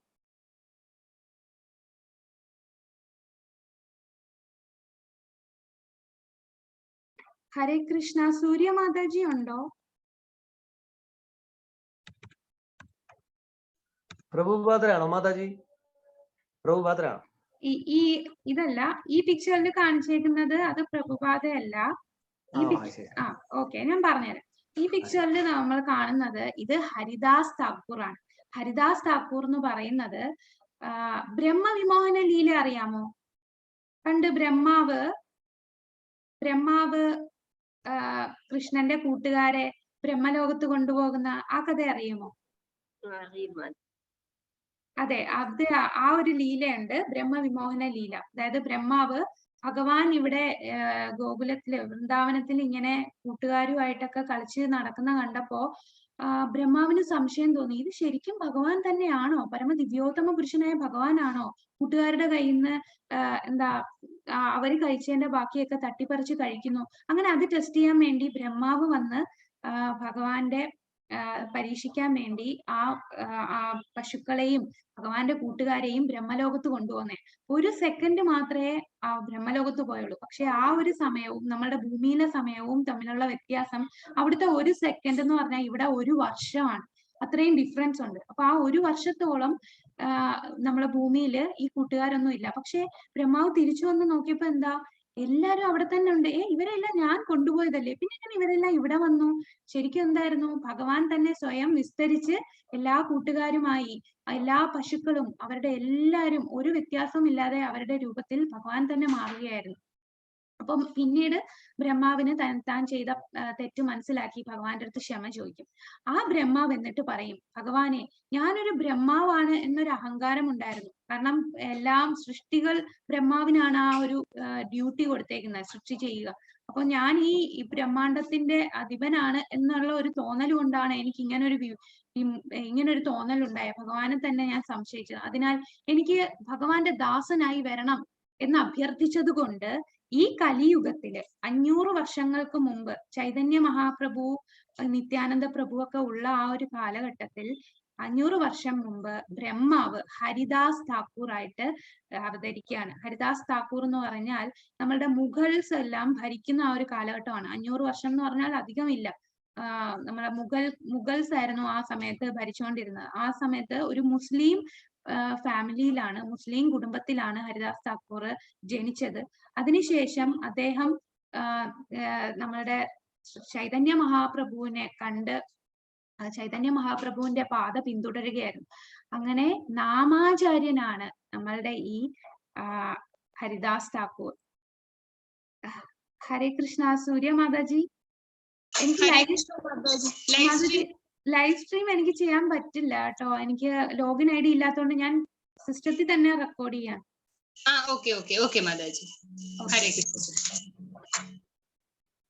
ഹരേ കൃഷ്ണ. അപ്പോൾ ഹരിദാസ് താക്കൂർ ഒരു ദിവസം 3 ലക്ഷം ഭഗവാന്റെ നാമം ജപിക്കും. 3 ലക്ഷം നാമം ജപിക്കുമായിരുന്നു ഹരിദാസ് താക്കൂർ. ഹരിദാസ് താക്കൂർ ഉറക്കെയാണ് നാമം ജപിക്കുക. എല്ലാ മരങ്ങൾക്കും, അവർക്കും എന്താണ്, നമുക്കറിയാം ഈ മരങ്ങളൊക്കെ എന്താണ്, ഈ എല്ലാ ജീവജാലങ്ങളുടെ ഉള്ളിൽ എന്താണുള്ളത്? മരങ്ങൾ എന്ന് പറയുന്നതും ഓരോ ആത്മാവാണ്. അതെ, മരങ്ങൾ എന്ന് പറയുന്നത് ആത്മാവാണ്. ഓരോ പ്രാണികൾ, ഓരോ ജീവജാലങ്ങൾ. നമ്മളും ഹരേ കൃഷ്ണ മഹാമന്ത്രം ചൊല്ലുമ്പോൾ കുറച്ച് ഉറക്കെ പറഞ്ഞാൽ നമുക്ക് കാണാൻ പറ്റാത്ത കുറെ പ്രാണികളൊക്കെ കാണും. അവർക്കും അത് കേൾക്കുമ്പോൾ അവരും അതിൽ ആ ഒരു മന്ത്രത്തിന്റെ ശക്തി കൊണ്ട് അവർക്കും ആ ഒരു മുക്തിയിലെ പാതയിൽ എത്താൻ സാധിക്കും. അതുകൊണ്ട് ഹരിദാസ് താക്കൂർ ഉറക്കെ ഹരേ കൃഷ്ണ മഹാമന്ത്രം ചൊല്ലിക്കൊണ്ടിരിക്കും. അങ്ങനെ മരങ്ങൾക്കും ആ ഒരു മുക്തി വരട്ടെ എന്ന് കരുതി. ഇത് അന്നത്തെ ഭരണാധികാരിയായ കാസിം എന്നുള്ള ഒരു ഭരണാധികാരി, അദ്ദേഹത്തിന് ഇതൊട്ടും ഇഷ്ടപ്പെട്ടില്ല. അതിനാൽ അദ്ദേഹം എന്ത് ചെയ്തു, ഈ ഹരിദാസ് താക്കൂറിനെ ജയിലിലാക്കിയപ്പോൾ അപ്പോഴും അദ്ദേഹം എന്താണ്, സമചിത്തതയോടെയാണ് ഇരിക്കുന്നത്. അദ്ദേഹത്തിന് ഒരു ദുഃഖവുമില്ല. അപ്പോഴും അദ്ദേഹം നല്ല സന്തോഷത്തിലാണ് ആ ജയിലിൽ കിടന്നത്. ജയിലിലുള്ള ബാക്കിയുള്ള ബന്ദികൾ ചോദിച്ചു, നിങ്ങൾക്ക് എങ്ങനെയാണ് ജയിലിൽ വന്നിട്ടും ഇത്ര സന്തോഷത്തോടെ ഇരിക്കാൻ സാധിക്കുന്നത് എന്ന് ഹരിദാസ് താക്കൂറിനോട് ചോദിച്ചപ്പോൾ ഹരിദാസ് താക്കൂർ പറഞ്ഞു, നമ്മൾ ഈ ജയിലിലല്ല, നമ്മൾ എല്ലാവരും ഇതിന്റെ പുറത്തിറങ്ങിയാലും നമ്മൾ ജയിലിൽ തന്നെയാണ്. നമ്മൾ ഇത് ദുഃഖാലയത്തിലാണ് നമ്മൾ താമസിക്കുന്നത്. ഈ ദുഃഖാലയത്തിൽ ജന്മ മൃത്യു ജരാ വ്യാധി, അർത്ഥം, കാമം, മോഹം, ലോഭം, മതമാത്സര്യം ഇതെല്ലാം ബന്ധിച്ചിരിക്കുന്ന ജയിലിലാണ് നമ്മൾ താമസിക്കുന്നത്. പക്ഷേ ഈ ജയിലിൽ നിന്ന് മുക്തി നേടാൻ എനിക്ക് ഒരു ഉപായം അറിയാം. എന്തായിരിക്കും ആ മുക്തി? നമ്മൾ ഈ ഒരു ഈ ഒരു ദുഃഖാലയത്തിൽ നിന്നും രക്ഷപ്പെടാൻ എന്തായിരിക്കും ചൈതന്യ മഹാപ്രഭു തന്ന ആ ഒരു എളുപ്പ വഴി എന്താണ്? ഹരേ കൃഷ്ണ മന്ത്രം. ഹരേ ഹരേ കൃഷ്ണ കൃഷ്ണ ഹരേ രാമ. ഹരിബോൽ. അതെ അതെ, ഹരേ കൃഷ്ണ മഹാമന്ത്രം ചൊല്ലുക. അപ്പോൾ ഹരിദാസ് താക്കൂർ പറഞ്ഞു, നിങ്ങളെ ഞാനത് പറഞ്ഞു തരാം. ഹരേ കൃഷ്ണ മഹാമന്ത്രം ചൊല്ലൂ, നമുക്ക് ഈ ജയിലിൽ നിന്നും നമുക്ക് മുക്തി നേടാം. അങ്ങനെ കൂടെയുള്ള ബന്ദികളും ഹരേ കൃഷ്ണ മഹാമന്ത്രം ചൊല്ലാൻ തുടങ്ങി. അത് ചൊല്ലാൻ തുടങ്ങിയപ്പോൾ ഈ ഭരണാധികാരിക്ക് കൂടുതൽ ദേഷ്യം വന്നു. ഇയാളെ ജയിലിലാക്കിയപ്പോൾ കൂടുള്ളവരെയും മന്ത്രം ചൊല്ലിക്കുന്നു. അങ്ങനെ 22 മാർക്കറ്റുകളിൽ കൊണ്ടുപോയി ചാട്ടവാറിട്ട് അടിക്കുമായിരുന്നു ഹരിദാസ് താക്കൂറിനെ. അപ്പോഴും അദ്ദേഹം ഹരേ കൃഷ്ണ മഹാമന്ത്രം ചൊല്ലിക്കൊണ്ടാണ് ഇരുന്നത്. അദ്ദേഹത്തിന് ഇതൊന്നും ബാധിക്കുന്നില്ല. ഒരു ദുഃഖവും സുഖവും എല്ലാം അദ്ദേഹത്തിന് ഒരുപോലെയാണ്. ഈ അടികളൊന്നും അദ്ദേഹത്തെ, ആ ഒരു ശരീരത്തെയാണ്, അദ്ദേഹത്തിന്റെ ആത്മാവിനെ ഒന്നും ബാധിക്കുന്നില്ല. അദ്ദേഹം എന്നിട്ടും ഇത് ഹരേ കൃഷ്ണ മഹാമന്ത്രം ചൊല്ലിക്കൊണ്ടേ ഇരിക്കുകയായിരുന്നു. അവസാനം 2 മല്ലന്മാര് പറയും, നിങ്ങളെ എനിക്ക് ഒന്നും ചെയ്യാൻ പറ്റുന്നില്ല, നിങ്ങളെ കൊല്ലുക എന്നുള്ള ഉദ്യമത്തിലാണ് ഞങ്ങൾ വന്നത്. കൊന്നില്ല എന്നുണ്ടെങ്കിൽ ഞങ്ങളെ രാജാവ് കൊല്ലും. അതുകൊണ്ട് നിങ്ങൾ ഒന്ന് മരിച്ചു തരൂ എന്ന് പറയും. അങ്ങനെ ഹരിദാസ് താക്കൂർ സമാധിയിലാവും. ആ സമാധിസ്ഥനായ ഹരിദാസ് താക്കൂറിനെയാണ് ഇവര് രാജാവിന്റെ മുമ്പിൽ കൊണ്ടെത്തിക്കുന്നത്. അങ്ങനെ രാജാവ് കുന്തം വെച്ചിട്ടൊക്കെ കുത്തി നോക്കും. അപ്പൊ അനക്കൊന്നും ഇല്ലാന്ന് കണ്ടിട്ട് പറയും, ഈ നദിയിൽ, യമുനയിൽ കൊണ്ടുപോയി കളയാൻ പറയും. അങ്ങനെ യമുനയിൽ ഈ മല്ലന്മാര് കൊണ്ടുപോയി ഉപേക്ഷിക്കുമ്പോൾ സമാധിയിൽ നിന്ന് അദ്ദേഹം ഉണർന്നിട്ട് വീണ്ടും അദ്ദേഹം ഹരേ കൃഷ്ണ മഹാമന്ത്രം ചൊല്ലുകയാണ്. അങ്ങനെ ഒത്തിരി പരീക്ഷണങ്ങൾ വരുന്നുണ്ട്. ഇതുപോലെ ഹരിദാസ് താക്കൂറിനെ വേറൊരു ഭരണാധികാരി, രാമചന്ദ്ര ഖാൻ എന്നൊരു ഭരണാധികാരി, ഇദ്ദേഹത്തോട് അസൂയയായിരുന്നു. ഒരു എയ്ത്തിസ്റ്റ് ആയിരുന്നു അദ്ദേഹം, ഒരു നിരീശ്വരവാദി. ഇദ്ദേഹത്തിന്റെ ഈ ഒരു ഇത്ര ചെറുപ്പത്തിലെ എല്ലാരെയും അട്രാക്ട് ചെയ്യുന്നുണ്ട് അദ്ദേഹത്തിന്റെ ആ ഒരു ഭക്തി കണ്ടിട്ട്. അതിനാൽ ഒരു വേശ്യ സ്ത്രീയെ ഹരിദാസ് താക്കൂറിന്റെ അടുത്ത് വിടും. അങ്ങനെ വേശ്യ സ്ത്രീ രാത്രിയിൽ ഹരിദാസ് താക്കൂറിന്റെ അടുത്ത് ചെല്ലുമ്പോൾ ആ വേശ്യ സ്ത്രീയോട് ഹരിദാസ് താക്കൂർ എന്ത് പറയുന്നു, നിങ്ങളുടെ അടുത്ത് ഞാൻ സംസാരിക്കാം, ഒന്ന് വെയിറ്റ് ചെയ്യൂ, ഞാൻ എല്ലാ ദിവസവും 3 ലക്ഷം നാമം ജപിക്കും, അത് കംപ്ലീറ്റ് അതൊന്ന് തീർത്തിട്ട് ഞാൻ നിങ്ങളോട് സംസാരിക്കാം. അങ്ങനെ ആ സ്ത്രീ അവിടെ കാത്തിരുന്ന് അവസാനം നേരം വെളുക്കാറായപ്പോൾ അവര് പോകും. അപ്പം ക്ഷമിക്കണം, എനിക്കിന്ന് കംപ്ലീറ്റ് ചെയ്യാൻ പറ്റിയില്ല, നിങ്ങൾ നാളെ വരും. അങ്ങനെ ഓരോ ദിവസവും ഇങ്ങനെ വന്ന് അവസാനം ഈ സ്ത്രീക്ക് തന്നെ മാറ്റം വന്നു തുടങ്ങി. കാരണം അത്രയും ശക്തിയാണ് ഹരേ കൃഷ്ണ മഹാമന്ത്രത്തിനുള്ള ശക്തി. ആ ഒരു ശക്തി കാരണം അവരുടെ മനസ്സും മാറാൻ തുടങ്ങി. അങ്ങനെ മാറിയപ്പോൾ അവർ മാപ്പ് പറഞ്ഞിട്ട്, എന്നെ ഇങ്ങനെ രാജാവ് അയച്ചതാണ്, നിങ്ങളുടെ മനസ്സിളക്കാൻ വേണ്ടി എന്നെ അയച്ചതാണ്, ഞങ്ങളുടെ മാപ്പ് പറയുന്നു എന്ന് പറഞ്ഞ് അവര് ശിഷ്യ ആയിട്ട് അവരും അതേ ഹരേ കൃഷ്ണ മഹാമന്ത്രം തുളസിയുടെ മുമ്പിൽ ഇരുന്ന് ജപിക്കുകയാണ് ചെയ്യുന്നത്. അപ്പൊ അത്രയും ശക്തിയാണ്. അപ്പോൾ ശരിക്കും ഒരു മനസ്സിനെ കീഴടക്കിയ ഒരാൾ ശാന്തി നേടിയാൽ പരമാത്മാവിനെ പ്രാപിച്ചു കഴിഞ്ഞു. അങ്ങനെയുള്ള ആൾക്ക് എന്താണ്, ഹരിദാസ് താക്കൂറിനെ പോലെ ഈ സുഖം ദുഃഖം എല്ലാം ഒന്ന് തന്നെ, മാനം അപമാനം എല്ലാം ഒന്നായിട്ടായിരിക്കും കാണുന്നത്. ജ്ഞാന വിജ്ഞാന തൃപ്താത്മാ കൂടസ്ഥോ വിജിതേന്ദ്രിയഃ യുക്ത ഇത്യുച്യതേ യോഗി സമലോഷ്ടാശ്മകാഞ്ചനഃ. ജ്ഞാനം കൊണ്ടും സാക്ഷാത്കാരം കൊണ്ടും തികച്ചും സംതൃപ്തനായ ഒരാളെ ആത്മസാക്ഷാത്കാര നിഷ്ഠനായ യോഗി എന്ന് പറയാം. സംയമിയായ അയാൾ അഭൗതികതയിൽ സ്ഥിതി ചെയ്യുന്നു. അയാളുടെ ദൃഷ്ടിയിൽ കല്ലും മണ്ണും സ്വർണവും എല്ലാം ഒന്നുപോലെയാണ്. അപ്പൊ ജ്ഞാനം കൊണ്ട് സാക്ഷാത്കാരം കൊണ്ടും തികച്ചും സംതൃപ്തനായ ഒരാളെ ആത്മസാക്ഷാത്കാര നിഷ്ഠനായ യോഗി എന്ന് പറയാം. അപ്പം ഒരു യോഗി എന്ന് പറയണമെന്നുണ്ടെങ്കിൽ അയാൾക്ക് ജ്ഞാനം ആദ്യം ഉണ്ടായിരിക്കണം. ജ്ഞാനം വിജ്ഞാനം ആ ജ്ഞാനവും വിജ്ഞാനവും കൊണ്ട് സംതൃപ്തനാകണം. അല്ലാതെ പണത്തിനോടും സ്വർണത്തോടും വസ്തുവിനോടും ആയിരിക്കില്ല അയാളുടെ ആ ഒരു സംതൃപ്തി നേടുക എന്നുള്ളത്. ജ്ഞാനം കൊണ്ടും സാക്ഷാത്കാരം കൊണ്ടും സംതൃപ്തനായ അയാളാണ് ആത്മസാക്ഷാത്കാര നിഷ്ഠനായ യോഗി. അങ്ങനെയുള്ള ആൾക്ക് എന്താണ്, എല്ലാം ഒന്നുപോലെയാണ്. കല്ലും കണ്ടാലും മണ്ണ് കണ്ടാലും സ്വർണം കണ്ടാലും എല്ലാം ഒരുപോലെയാണ്. നമ്മളൊക്കെ എങ്ങനെയായിരിക്കും, ഒരു സ്വർണം കിട്ടിയാൽ നമ്മൾ എവിടെയായിരിക്കും അത് സൂക്ഷിച്ചു വെക്കുക? എന്തായിരിക്കും നമ്മൾ സ്വർണം സാധാരണ നമ്മൾ എല്ലാരും എങ്ങനെയാണ് സൂക്ഷിച്ചു വെക്കുക സ്വർണം? നമ്മൾ അലമാറയിൽ സൂക്ഷിച്ചു വെക്കും. അതെ, അലമാരയിൽ വെക്കും, അല്ലെങ്കിൽ ലോക്കറിലൊക്കെ വെക്കും അല്ലേ, നല്ല സൂക്ഷിച്ച്. അതെ, പക്ഷേ ഒരു ആത്മസാക്ഷാത്കാര നിഷ്ഠനായ യോഗിക്ക് ഒരു കല്ലും സ്വർണവും എല്ലാം ഒരുപോലെയാണ്. ഇതിന് ഉദാഹരണമായിട്ട് സനാതന ഗോസ്വാമി, നമ്മൾക്കറിയാം 6 ഗോസ്വാമികളാണ് നമുക്ക് ഉള്ളത്. 6 ഗോസ്വാമികളിൽ ഒരാളാണ് സനാതന ഗോസ്വാമി. അപ്പൊ സനാതന ഗോസ്വാമിക്ക് ഒരിക്കൽ ഈ ഒരു കല്ല് കിട്ടും. ആ കല്ലെന്ന് പറഞ്ഞാൽ അത് തൊടുന്ന സ്ഥലത്തെല്ലാം അത് സ്വർണമായി മാറും. അപ്പൊ ആ ഒരു ചിന്താമണി എന്നാണ് ആ കല്ലിന്റെ പേര്. ചിന്താമണി കല്ല് ഗിഫ്റ്റ് ആയിട്ട് കിട്ടുന്നതാണ്. അപ്പൊ ഒരു ബ്രാഹ്മണൻ, വലിയ ശിവഭക്തനായിരുന്നു ആ ബ്രാഹ്മണൻ പരമശിവനെ പ്രാർത്ഥിച്ചിട്ട് എനിക്ക് ഒത്തിരി ശ്രേഷ്ഠമായ ആ കല്ല് വേണം എന്നുള്ള രീതിയിൽ പ്രാർത്ഥിക്കും. അപ്പൊ നിനക്ക് ശ്രേഷ്ഠമായ കാര്യം കിട്ടാൻ നീ സനാതന ഗോസ്വാമിയുടെ അടുത്ത് ചെന്നാൽ മതി എന്ന് പറയും. അങ്ങനെ മഹാദേവന്റെ ആ ഒരു വരം കൊണ്ട് സനാതന ഗോസ്വാമിയുടെ അടുത്ത് ചെന്നിട്ട് എനിക്ക് ഏറ്റവും ശ്രേഷ്ഠമായ ആ കല്ല് വേണം എന്ന് പറയും. അപ്പൊ സനാതന ഗോസ്വാമി പറയും, നിനക്ക് ആ ചിന്താമണി കല്ലല്ലേ വേണ്ടത്, ആ വേസ്റ്റ് ഒക്കെ കിടക്കുന്ന ആ സ്ഥലമല്ലേ, അവിടെ ഉണ്ട്, എടുത്തോളാൻ പറയും. ഒരു ചവിട്ടുകൊട്ടയുടെ അടുത്താണ് അത്രയും വൈദൂര്യം, അത്രയും പ്രഷ്യസ് ആയിട്ട് കാണുന്ന, ബാക്കിയുള്ളവരെല്ലാം അത്രയും വിലപിടിപ്പായിട്ട് കാണുന്ന ആ ഒരു കല്ല് കിടന്നത്. അങ്ങനെ ഈ ബ്രാഹ്മണൻ ആ കല്ലെടുത്ത് വളരെ സന്തോഷത്തോടു കൂടി എടുത്തുകൊണ്ട് പോകുന്ന വഴിയിലാണ് ചിന്തിച്ചത്, ഇത്രയും വലിയ അമൂല്യമായ ഒരു കല്ലുണ്ടായിട്ട് അദ്ദേഹം എന്തിനാണ് അവിടെ ചവിട്ടുകൊട്ടയിൽ ഇട്ടത്? ആ വേസ്റ്റിന്റെ അടുത്താണോ ഇതിടുന്നത്? അപ്പൊ ഇതിലും എന്തോ വലുത് അദ്ദേഹത്തിന്റെ കയ്യിലുണ്ടല്ലോ. അങ്ങനെ തിരിച്ചു വന്ന് സനാതന ഗോസ്വാമിയുടെ അടുത്ത് പറയും, അങ്ങ് എന്തിനാണ് ഇത് ഈ ഒരു ചവിട്ടുകൊട്ടയിൽ ഇട്ടത്? അപ്പം അങ്ങേക്ക് ഇതിലും വലിയ എന്തോ ഒരു രത്നം അങ്ങയുടെ കയ്യിൽ ഇല്ലേന്ന് ചോദിക്കും. അപ്പോൾ സനാതന ഗോസ്വാമി പറയും, അതെ, എന്റെ കയ്യിൽ ഇതിലും വലിയ രത്നമുണ്ട്. അത് നിനക്ക് വേണമെന്നുണ്ടെങ്കിൽ ആദ്യം നീ ഈ കല്ലെടുത്ത് യമുനയിൽ കളയാൻ പറയും. അങ്ങനെ അദ്ദേഹം ഈ കല്ലെടുത്ത് കളയും. അതിനുശേഷം അദ്ദേഹത്തെ ശിഷ്യനാക്കും. എന്നിട്ട് ആ ഏറ്റവും അമൂല്യമായ ആ ഒരു കാര്യം എന്തായിരിക്കും? ആ ഏറ്റവും അമൂല്യമായി, ഇതിനേക്കാളും മൂല്യമുള്ള ഒരു കാര്യം പറഞ്ഞു കൊടുക്കും. അതെന്തായിരിക്കാം? ഹരേ കൃഷ്ണ മഹാമന്ത്രമാണ്. ഹരേ കൃഷ്ണ, ഹരി ബോൽ. അതെ, ഹരേ കൃഷ്ണ മഹാമന്ത്രം. ഇതിലും വലുതായിട്ട് വേറൊന്നുമില്ല. ഹരേ കൃഷ്ണ മഹാമന്ത്രം ചൊല്ലിക്കൊടുക്കും. ഈ കല്ലും മണ്ണും സ്വർണവും എല്ലാം ഇതൊന്നും അല്ല, ഇതിലും വലിയ എത്രയോ ശക്തിയാണ്. നാമകാരി ബഹുധാർ നിജ സർവ ശക്തി തത്രാർപിത നിയമിത സ്മരണേന കാല.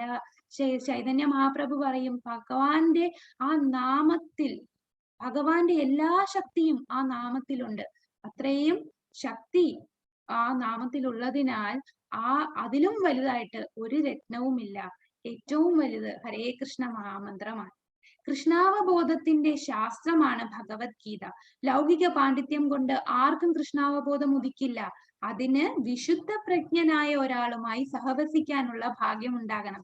കൃഷ്ണന്റെ കരുണ മൂലം ജ്ഞാനത്തെ സാക്ഷാത്കരിച്ച ആളാണ് കൃഷ്ണാവബോധമാർന്ന ഭക്തൻ. ശുദ്ധഭക്തിപൂർവകമായ സേവനത്താൽ സംതൃപ്തനാണ് അയാൾ. ജ്ഞാന സാക്ഷാത്കാരം ഒരാളെ പൂർണ്ണതയിൽ എത്തിക്കുന്നു. അപ്പോൾ കൃഷ്ണാവബോധം നമ്മൾ ഭഗവാനെ കുറിച്ച് മനസ്സിലാക്കണമെങ്കിൽ നമ്മൾ PhD എടുത്തിട്ടോ ഞാൻ വലിയ സയന്റിസ്റ്റ് ആണെന്ന് പറഞ്ഞ് എനിക്ക് ഇതെല്ലാം അറിയാം, അല്ലെങ്കിൽ ഞാൻ സംസ്കൃത പണ്ഡിതനാണ് എന്ന് പറഞ്ഞ് ഭഗവത്ഗീത തുറന്ന് സംസ്കൃതം അറിയാവുന്ന ആളാന്ന് പറഞ്ഞ് തുറന്ന് വായിച്ചാൽ ഒരിക്കലും അയാൾക്ക് മനസ്സിലാകില്ല. ലൗകിക പാണ്ഡിത്യം കൊണ്ട് ആർക്കും കൃഷ്ണാവബോധം ഉദിക്കില്ല. ഭഗവാനെ കുറിച്ചുള്ള ആ ബോധം ഒരിക്കലും ഉദിക്കില്ല. അത് എവിടെ നിന്ന് വേണം നമ്മൾ ആ ജ്ഞാനം കിട്ടാൻ? അതിന് വിശുദ്ധ പ്രജ്ഞനായ ഒരാളുമായി സഹവസിക്കാനുള്ള ഭാഗ്യമുണ്ടാവും. അത്രയും വിശുദ്ധനായ ഒരു ഭക്തന്റെ അടുത്ത് നിന്നും ആ ഭക്തന്റെ സഹവാസം ഉണ്ടെങ്കിലേ നമുക്ക് ഭഗവാന്റെ കാരുണ്യം കിട്ടൂ. ആ കാരുണ്യം മൂലമേ നമുക്ക് ആ ജ്ഞാനത്തെ സാക്ഷാത്കരിക്കാൻ പറ്റൂ. അങ്ങനെയാണ് ബോധമാർന്ന ഭക്തൻ. അല്ലാതെ ലൗകികമായ പാണ്ഡിത്യം, വലിയ സയന്റിസ്റ്റ് ആണ്, ഞാൻ ഡോക്ടറാണ്, എനിക്കിതെല്ലാം അറിയാം, എനിക്ക് അത്രയും നോളജ് ഉള്ള ആളാണ്, അതൊക്കെ ഭൗതികതയിലാണ്. അങ്ങനെയുള്ളവർക്ക് ഒരിക്കലും ഭഗവാനെ അറിയാൻ പറ്റില്ല. ഭക്തന്മാരിൽ നിന്നും നമ്മൾ ഭഗവാനെ കുറിച്ച് മനസ്സിലാക്കണം, ഭക്തന്മാരോട് സഹവസിക്കണം, എന്നാലേ നമുക്ക് ഭഗവാനെ കുറിച്ച് മനസ്സിലാക്കാൻ പറ്റൂ. ശുദ്ധ ഭക്തിപൂർവകമായ സേവനത്താൽ സംതൃപ്തനായ അയാൾക്ക് വേറൊന്നും വേണ്ട. എപ്പോഴാണ് ആ ഒരു ഭക്തന് ഭക്തിപൂർവമായ സേവനം മാത്രം മതി, ഭഗവാനെ സേവിക്കുക, ആ ഒരു ലക്ഷ്യം മാത്രമേ ഉള്ളൂ, വേറൊന്നും ആഗ്രഹിക്കുന്നില്ല. ശുദ്ധ ഭക്തിപൂർവമായ സേവനം കൊണ്ട് തന്നെ അദ്ദേഹം തൃപ്തനാണ്.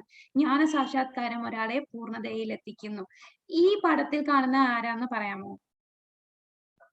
ഈ പടത്തിൽ കാണുന്നത് ചൈതന്യ മഹാപ്രഭു അല്ല, ഒരു അസുര കുലത്തിലുള്ള കുട്ടിയാണ്. ആരായിരിക്കാം? അതെ, പ്രഹ്ലാദനാണ്. ഇത് നമ്മുടെ പ്രഹ്ലാദൻ, ഭക്തപ്രഹ്ലാദൻ, ഹിരണ്യകശിപുവിന്റെ മകനായിട്ട് പ്രഹ്ലാദൻ ജനിച്ചു. ഇപ്പൊ പ്രഹ്ലാദൻ എങ്ങനെയാണ് ആ ഭക്തി കിട്ടിയത്? അസുരന്റെ മകനാണ്. അസുരൻ എന്ന് പറഞ്ഞാൽ അത്രയും നീചമായി ഭഗവാനെ സേവിക്കുന്നതിൽ നിന്നെല്ലാം എതിർക്കുന്ന അത്രയും ക്രൂരമായ അസുരന്റെ മകനാണ് പ്രഹ്ലാദൻ. പ്രഹ്ലാദൻ ആ ഭക്തി കിട്ടിയത് ആരിൽ നിന്നാണെന്ന് അറിയാമോ? പ്രഹ്ലാദൻ ആരിൽ നിന്നായിരിക്കും ആ ഭക്തി കിട്ടിയത്? അതെ, നാരദ മുനിയിൽ നിന്നാണ്. അതെങ്ങനെയാണ്? ഹിരണ്യകശിപു സത്യയുഗത്തിലായിരുന്നു ഹിരണ്യകശിപു ഇതുപോലെ തപസ് ചെയ്യാൻ പോയ സമയത്ത് ഹിരണ്യകശിപുവിന്റെ ഭാര്യ കയാധു ആ സമയം ഗർഭിണിയായിരുന്നു. കയാധുവിന്റെ വയറ്റിൽ നമ്മുടെ പ്രഹ്ലാദൻ ഉണ്ടായിരുന്നു. അങ്ങനെ കയാധുവിനെ പിടിച്ചുകൊണ്ട് പോകാൻ ഇന്ദ്രൻ വരും. കാരണം അസുരന്റെ വിത്താണ് അത്ര. അപ്പൊ ഇവൻ ജനിച്ചു കഴിഞ്ഞാൽ നമുക്കെല്ലാം ആപത്താണ്, അതുകൊണ്ട് ഈ കുഞ്ഞ് ജനിച്ചിട്ട് ഇതിനെ കൊല്ലണം എന്നുള്ള ഉദ്ദേശത്തോടു കൂടി ഇന്ദ്രനും ദേവന്മാരും എത്തും. ദേവന്മാര് വന്ന് കയാധുവിനെ പിടിച്ചുകൊണ്ട് പോകുമ്പോൾ നാരദമുനി വന്ന് തടയും. അരുത്, ഈ കുഞ്ഞ് ഏറ്റവും വലിയ ഭഗവാന്റെ ഭക്തനാണ് കയാധുവിന്റെ വയറ്റിലുള്ളത്, അതിനാൽ നിങ്ങൾ അതിനെ ഒന്നും ചെയ്യാൻ പാടില്ല. അങ്ങനെ നാരദന്റെ സംരക്ഷണത്തിലായിരുന്നു കയാധു. ആ സമയത്ത് നാരദൻ ഭഗവാന്റെ എല്ലാ കഥകളും ഭഗവാന്റെ ജ്ഞാനം എല്ലാം കയാധുവിന് പറഞ്ഞു കൊടുക്കും. കയാധുവിന് അധികം ഒന്നും അത് ഗ്രഹിക്കാൻ കഴിഞ്ഞില്ല. പക്ഷേ കയാധുവിന്റെ വയറ്റിൽ കിടന്ന ആ കുഞ്ഞ് പ്രഹ്ലാദൻ ഇതെല്ലാം കേട്ടു. അങ്ങനെ ജന്മനാ ഭക്തനായിട്ടാണ് പ്രഹ്ലാദൻ ജനിച്ചത്. പിന്നെ 5 വയസ്സായപ്പോൾ പ്രഹ്ലാദനെ ഗുരുകുലത്തിൽ കൊണ്ടുപോയി. അസുരന്മാരുടെ കുലത്തിലാണ് പഠിക്കാൻ പോയത്. ബാക്കിയുള്ള അസുര കുട്ടികൾ അവര് ഫ്രീ ടൈം കിട്ടുമ്പോൾ കളിക്കാനും എല്ലാം പോകും. അപ്പൊ പ്രഹ്ലാദനെയും വിളിക്കും, വാ നമുക്ക് കളിക്കാം. അപ്പൊ പ്രഹ്ലാദൻ പറയും, നിങ്ങൾ എന്ത് മണ്ടത്തരവാ ചെയ്യുന്ന, നിങ്ങൾ വേസ്റ്റ് ചെയ്യാണ് നമ്മളുടെ ഈ ഒരു ജന്മം. നമ്മുടെ ഈ ജന്മം ഇങ്ങനെ കളിച്ച് കളയാനല്ല. കുറെ സമയം നമ്മൾ ഉറങ്ങി തീർക്കുന്നു.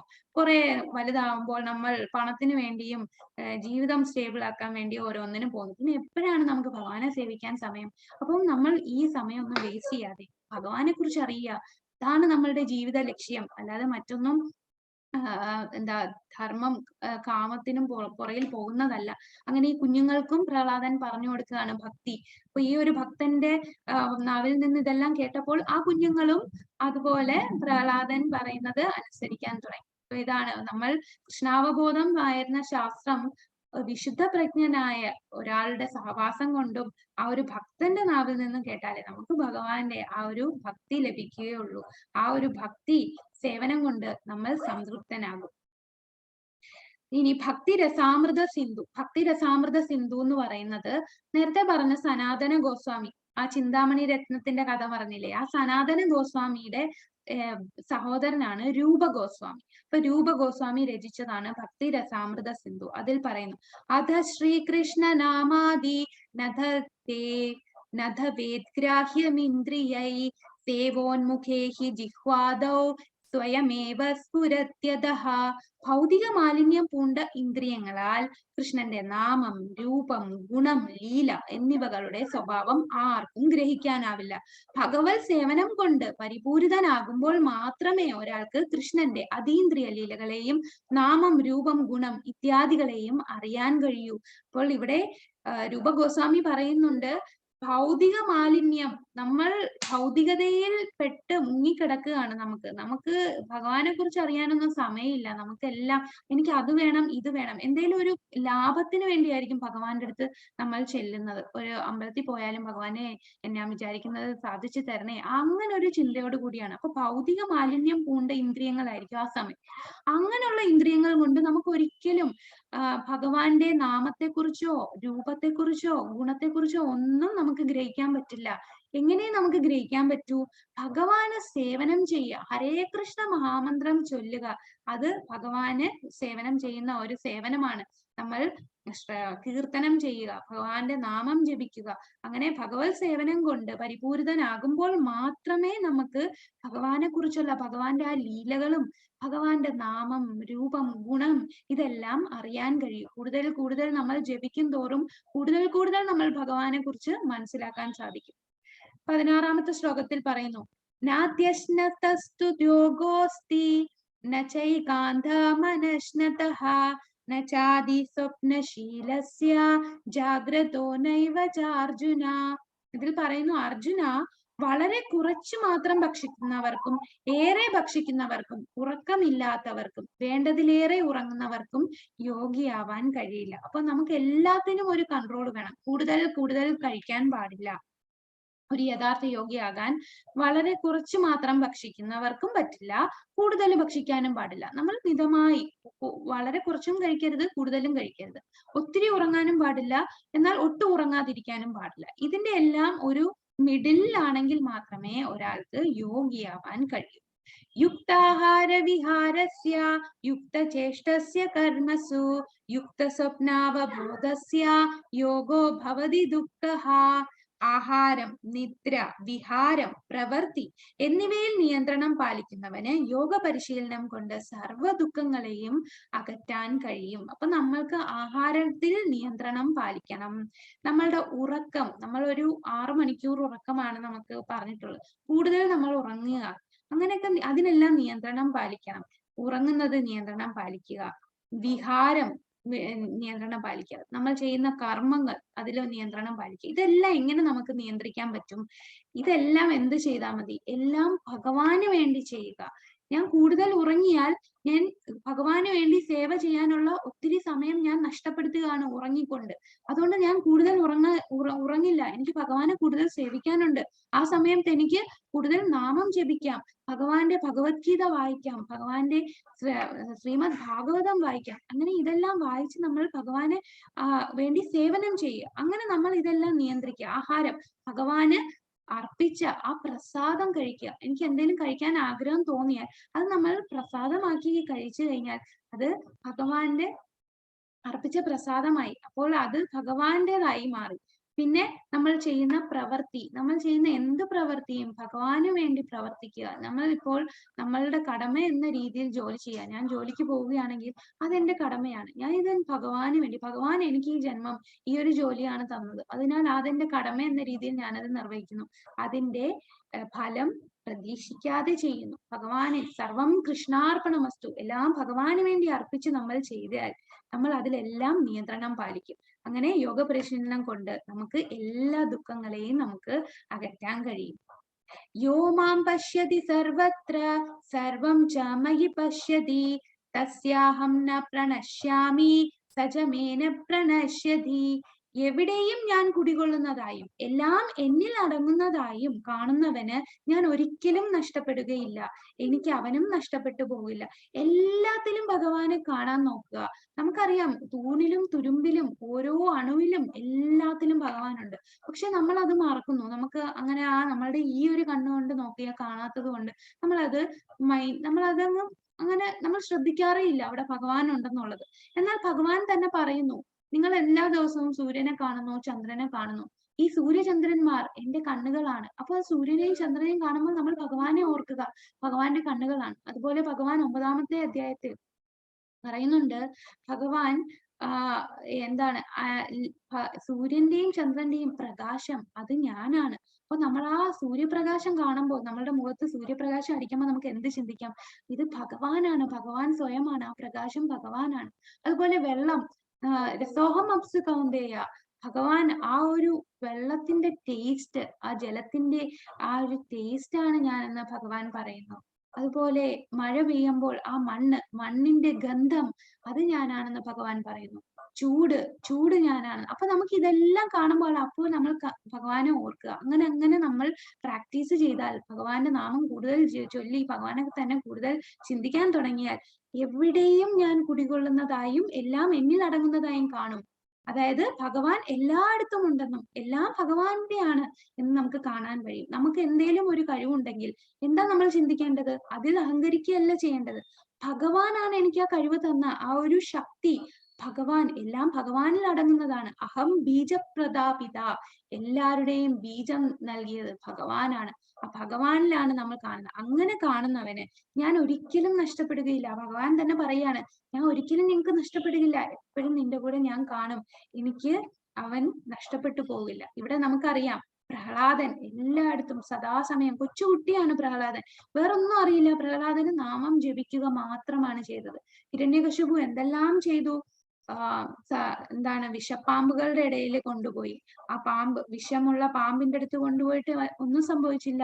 മതയാനയുടെ അടുത്ത് കൊണ്ടുപോയി, എന്നിട്ടും ഒന്നും സംഭവിച്ചില്ല. ആ സർപ്പങ്ങൾ എന്താ ചെയ്തത്? ഭഗവാന്റെ നാമമാണ് പ്രഹ്ലാദൻ അവിടെ ചൊല്ലിക്കൊണ്ടിരിക്കുന്നത്. ആ നാമം കേട്ട് സർപ്പങ്ങളുടെ രാജാവാണ് ശേഷനാഗൻ. ശേഷനാഗം ആരാണ്? സാക്ഷാൽ ബലരാമൻ. അപ്പൊ ആ ശേഷനാഗത്തിന്റെ ആ ഒരു ബലരാമന്റെ ആ ഒരു ശക്തി കൊണ്ട് ഈ നാഗങ്ങളൊന്നും ഒന്നും ചെയ്തില്ല. അവരും നൃത്തം വെക്കുകയാണ് ചെയ്തത് പ്രഹ്ലാദൻ നാമം ജപിക്കുന്ന കേട്ടിട്ട്. അതുപോലെ മതയാനയെ കൊണ്ട് ചവിട്ടാൻ നോക്കി, ഒന്നും സംഭവിച്ചില്ല. ഏറ്റവും മുകളിൽ, മലയുടെ മുകളിൽ നിന്ന് എറിഞ്ഞു കൊല്ലാൻ നോക്കി. തിളച്ച എണ്ണയിൽ മുക്കാൻ നോക്കി. ഹോളിക എന്ന് പറയുന്നത് ഹിരണ്യകശിപുവിന്റെ സഹോദരിക്ക് ഒരു വരം കിട്ടിയിട്ടുണ്ട്. എന്താണ്? തീയിലിട്ടാലും ഒന്നും സംഭവിക്കില്ല എന്നൊരു വരം കിട്ടി. പക്ഷേ എന്താ സംഭവിച്ച? ആ പ്രഹ്ലാദന്റെ നാമജപം, ആ ഒരു നാമത്തിന്റെ ശക്തി കൊണ്ട് ഹോളിക തന്നെയാണ് ആ തീയില് ചാമ്പലായത്. പ്രഹ്ലാദന് ഒന്നും സംഭവിച്ചില്ല. ഇവിടെ ആരാണ് പ്രഹ്ലാദനെ സംരക്ഷിച്ചത്? എല്ലാത്തിലും കുടികൊള്ളുന്നതായി കാണുന്നു പ്രഹ്ലാദൻ. അതിനാൽ ഭഗവാൻ എപ്പോഴും സംരക്ഷണത്തിനായിട്ടുണ്ട്. അതുപോലെ പ്രഹ്ലാദൻ പറഞ്ഞത് കൊണ്ടാണ്, ഈ തൂണിൽ ഉണ്ടോ എന്ന് ചോദിച്ചപ്പോൾ ആ ഭക്തൻ പറഞ്ഞ ആ വാക്ക് സാക്ഷാത്കരിക്കാൻ, ആ വാക്ക് തെറ്റല്ല എന്ന് കാണിക്കാനാണ് ഭഗവാൻ ആ തൂണിൽ തന്നെ നരസിംഹദേവനായിട്ട് വന്നത്. അതുപോലെ ബ്രഹ്മാവും ഭഗവാന്റെ ഭക്തനാണ്. ആ ബ്രഹ്മാവ് പറഞ്ഞ ആ കൊടുത്ത എല്ലാ വരങ്ങളും അത് ഒന്നുപോലും തെറ്റാത്ത രീതിയിലുള്ള ആ ഒരു രൂപമെടുത്താണ് ഭഗവാൻ വന്നത്. ആ രീതിയിലാണ് ഹിരണ്യകശിപുവിനെ വധിച്ചതും. അപ്പോൾ ഭഗവാൻ എപ്പോഴും ഭക്തന്റെ കൂടെ എന്നും സംരക്ഷണത്തിനായി ഉണ്ടാവും. കൃഷ്ണാവബോധം ഉദിച്ച ഒരു വ്യക്തി ഭഗവാനെ എവിടെയും ദർശിക്കുന്നു, എല്ലാം കൃഷ്ണനിൽ അധിവസിക്കുന്നു എന്ന് കാണുന്നു. അങ്ങനെയുള്ള ഒരു വ്യക്തി ഭൗതിക പ്രകൃതിയുടെ ആവിഷ്കാരങ്ങളെ എല്ലാം കൃഷ്ണശക്തിയുടേതാണെന്ന് മനസ്സിലാക്കുന്നു. എന്ത് ശക്തി ഉണ്ടെങ്കിലും അതെല്ലാം ഭഗവാന്റെ ആണെന്ന് മനസ്സിലാക്കുന്നു. അതിനാൽ അവ ഓരോന്ന് കാണുമ്പോഴും അയാൾ കൃഷ്ണനെ കുറിച്ച് ബോധവാനാണ്. നമുക്കറിയാം ശ്രീല പ്രഭുപാദർ 24 മണിക്കൂറും അദ്ദേഹം ഉറങ്ങുമ്പോൾ പോലും അദ്ദേഹം ഭഗവാന്റെ നാമം ജപിച്ചാണ്. 24 മണിക്കൂറും ഭഗവാനെ കുറിച്ചാണ് ചിന്തിച്ചുകൊണ്ടിരുന്നത്. അപ്പൊ കൃഷ്ണാവബോധം ഉദിച്ച ഒരു വ്യക്തി എന്ത് കണ്ടാലും അത് ഭഗവാനെയാണ് കാണുന്നത്. അയാൾ എപ്പോഴും കൃഷ്ണനെ കുറിച്ച് ബോധവാനാണ്. കൃഷ്ണനെ കൂടാതെ ഒന്നും നിലനിൽക്കാനാവില്ല. കൃഷ്ണനാണ് എല്ലാത്തിന്റെയും നാഥൻ. ഇതാണ് കൃഷ്ണാവബോധത്തിന്റെ മൗലിക സിദ്ധാന്തം. പ്രേമാഞ്ജനചുരിത ഭക്തി വിലോചനേന സദൈവ ഹൃദയേഷു വിലോകയന്തി യം ശ്യാമസുന്ദരമചിന്യ ഗുണസ്വരൂപം ഗോവിന്ദമാദിപുരുഷം തമഹം ഭജാമി. ഇതെന്താണ്? ഇത് ബ്രഹ്മസംഹിതയിൽ ബ്രഹ്മാവ് പറയാണ്, ഭക്തന്റെ പ്രേമാഞ്ജനം എഴുതിയ കണ്ണുകൾക്ക് എപ്പോഴും ദൃശ്യനായിട്ടുള്ള ആദിപുരുഷനായ ഗോവിന്ദനെ ഞാൻ ഭജിക്കുന്നു. ഭക്ത ഹൃദയത്തിൽ അത്രേ തന്റെ ശാശ്വതമായ ശ്യാമസുന്ദര രൂപത്തിൽ അവിടുന്ന് വാഴുന്നത്. നമുക്കറിയാം നമ്മളുടെ എല്ലാം ഹൃദയത്തിൽ ഭഗവാൻ എങ്ങനെയാണ് വാഴുന്നത്? നമ്മുടെ എല്ലാം ഹൃദയത്തിൽ ആരായിട്ടാണ് ഭഗവാൻ ഇരിക്കുക? ആരായിട്ടാണ് ഭഗവാൻ ഇരിക്കുന്നത്? പരമാത്മാവ്. അതെ, പരമാത്മാവായിട്ട്. ഹരേ കൃഷ്ണ മാതാജി. നമ്മളുടെ എല്ലാവരുടെ ഉള്ളിൽ പരമാത്മാവായിട്ടാണ് ഭഗവാൻ ഇരിക്കുന്നത്. പരമാത്മാവിന്റെ രൂപം എങ്ങനെയാണ്? എത്ര കൈകളാണ് പരമാത്മാവിനുള്ളത്? ഹരേ കൃഷ്ണ. പരമാത്മാവിന്റെ രൂപം?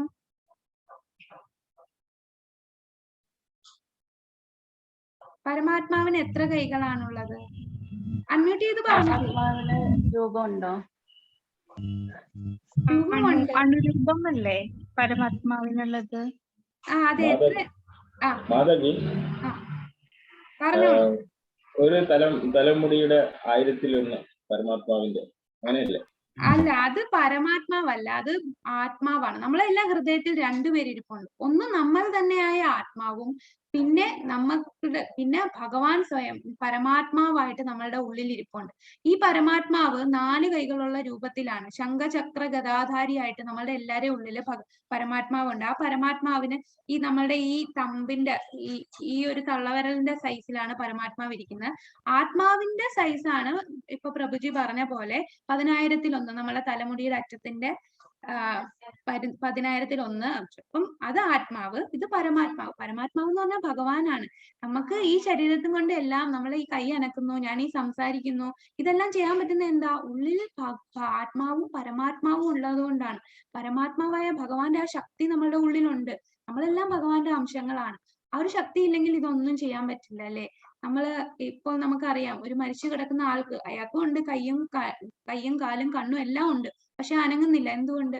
ആ ഉള്ളിലുള്ള ആ ഭഗവാൻ ഇറങ്ങി, ആ ഒരു ആത്മാവ് ഇറങ്ങിപ്പോയി, അല്ലെ ആത്മാവും പരമാത്മാവും ഇറങ്ങുമ്പോഴാണ് നമുക്ക് മരണം സംഭവിക്കുക എന്ന് പറയുന്നത്. ആ ഒരു ശരീരം നശിച്ചു, നമ്മൾ ആത്മാവാണ്, നമ്മളുടെ ഈ ആത്മാവ് മറ്റൊരു ശരീരത്തിൽ പോവുകയാണ്. അപ്പൊ പരമാത്മാവ് 4 കൈകളുള്ള രൂപത്തിലാണ് ഇരിക്കുന്നത്. പക്ഷേ ഇവിടെ ബ്രഹ്മസംഹിതയിൽ ബ്രഹ്മാവ് പറയുന്നു, പ്രേമാഞ്ജന, ഭഗവാനോടുള്ള പ്രേമം കൊണ്ടുള്ള അഞ്ജനം, കണ്ണുകൾ കൊണ്ട്, ഭക്തന്റെ പ്രേമാഞ്ജനം എഴുതിയ കണ്ണുകൾ എപ്പോഴും ദൃശ്യനായിരിക്കും ഭഗവാൻ. ആ ഭഗവാന്റെ യഥാർത്ഥ രൂപം ശ്യാമസുന്ദര രൂപമാണ്. ശ്യാമസുന്ദര രൂപം എന്ന് പറഞ്ഞാൽ കയ്യിൽ ഓടക്കുഴലും തലയിൽ മയിൽപ്പീലിയും നല്ല കാർമേഘ വർണ്ണനായിട്ട്, നല്ല ഫ്രഷ് ആയിട്ടുള്ള കാർമേഘം ഇല്ലേ, മഴ ഇപ്പൊ പെയ്യാൻ പോകുന്ന ആ കാർമേഘത്തിന്റെ രൂപത്തിൽ, ആ ഒരു നിറത്തിലുള്ള ഭഗവാൻ, 2 കൈകളുള്ള ശ്യാമസുന്ദരനായ കൃഷ്ണന്റെ ആ ഒരു രൂപമായിരിക്കും അവരുടെ ഹൃദയത്തിൽ ഭക്തഹൃദയത്തിൽ തന്റെ ശാശ്വതമായ ശ്യാമസുന്ദര രൂപത്തിൽ അവിടുന്ന് വാഴുന്നു എന്നാണ് ബ്രഹ്മസംഹിതയിൽ ബ്രഹ്മാവ് പറയുന്നത്. അപ്പൊ ഭക്തന്മാരുടെ ഹൃദയത്തിൽ ശ്യാമസുന്ദര രൂപനായ ഭഗവാനാണ് ഇരിക്കുന്നത്. സാധാരണ നമ്മളുടെ എല്ലാവരുടെയും ഹൃദയത്തിലാണ് പരമാത്മാവായി 4 കൈകളുള്ള പരമാത്മാവാണ് ഇരിക്കുന്നത്. ഇനി 34-ാമത്തെ ശ്ലോകത്തിൽ അർജുനൻ പറയാണ്, ചഞ്ചലം ഹി മനം കൃഷ്ണ പ്രമാധി ബലവദൃഢം തസ്യാഹം നിഗ്രഹം മന്യേ വായോരിവ സുദുഷ്കരം.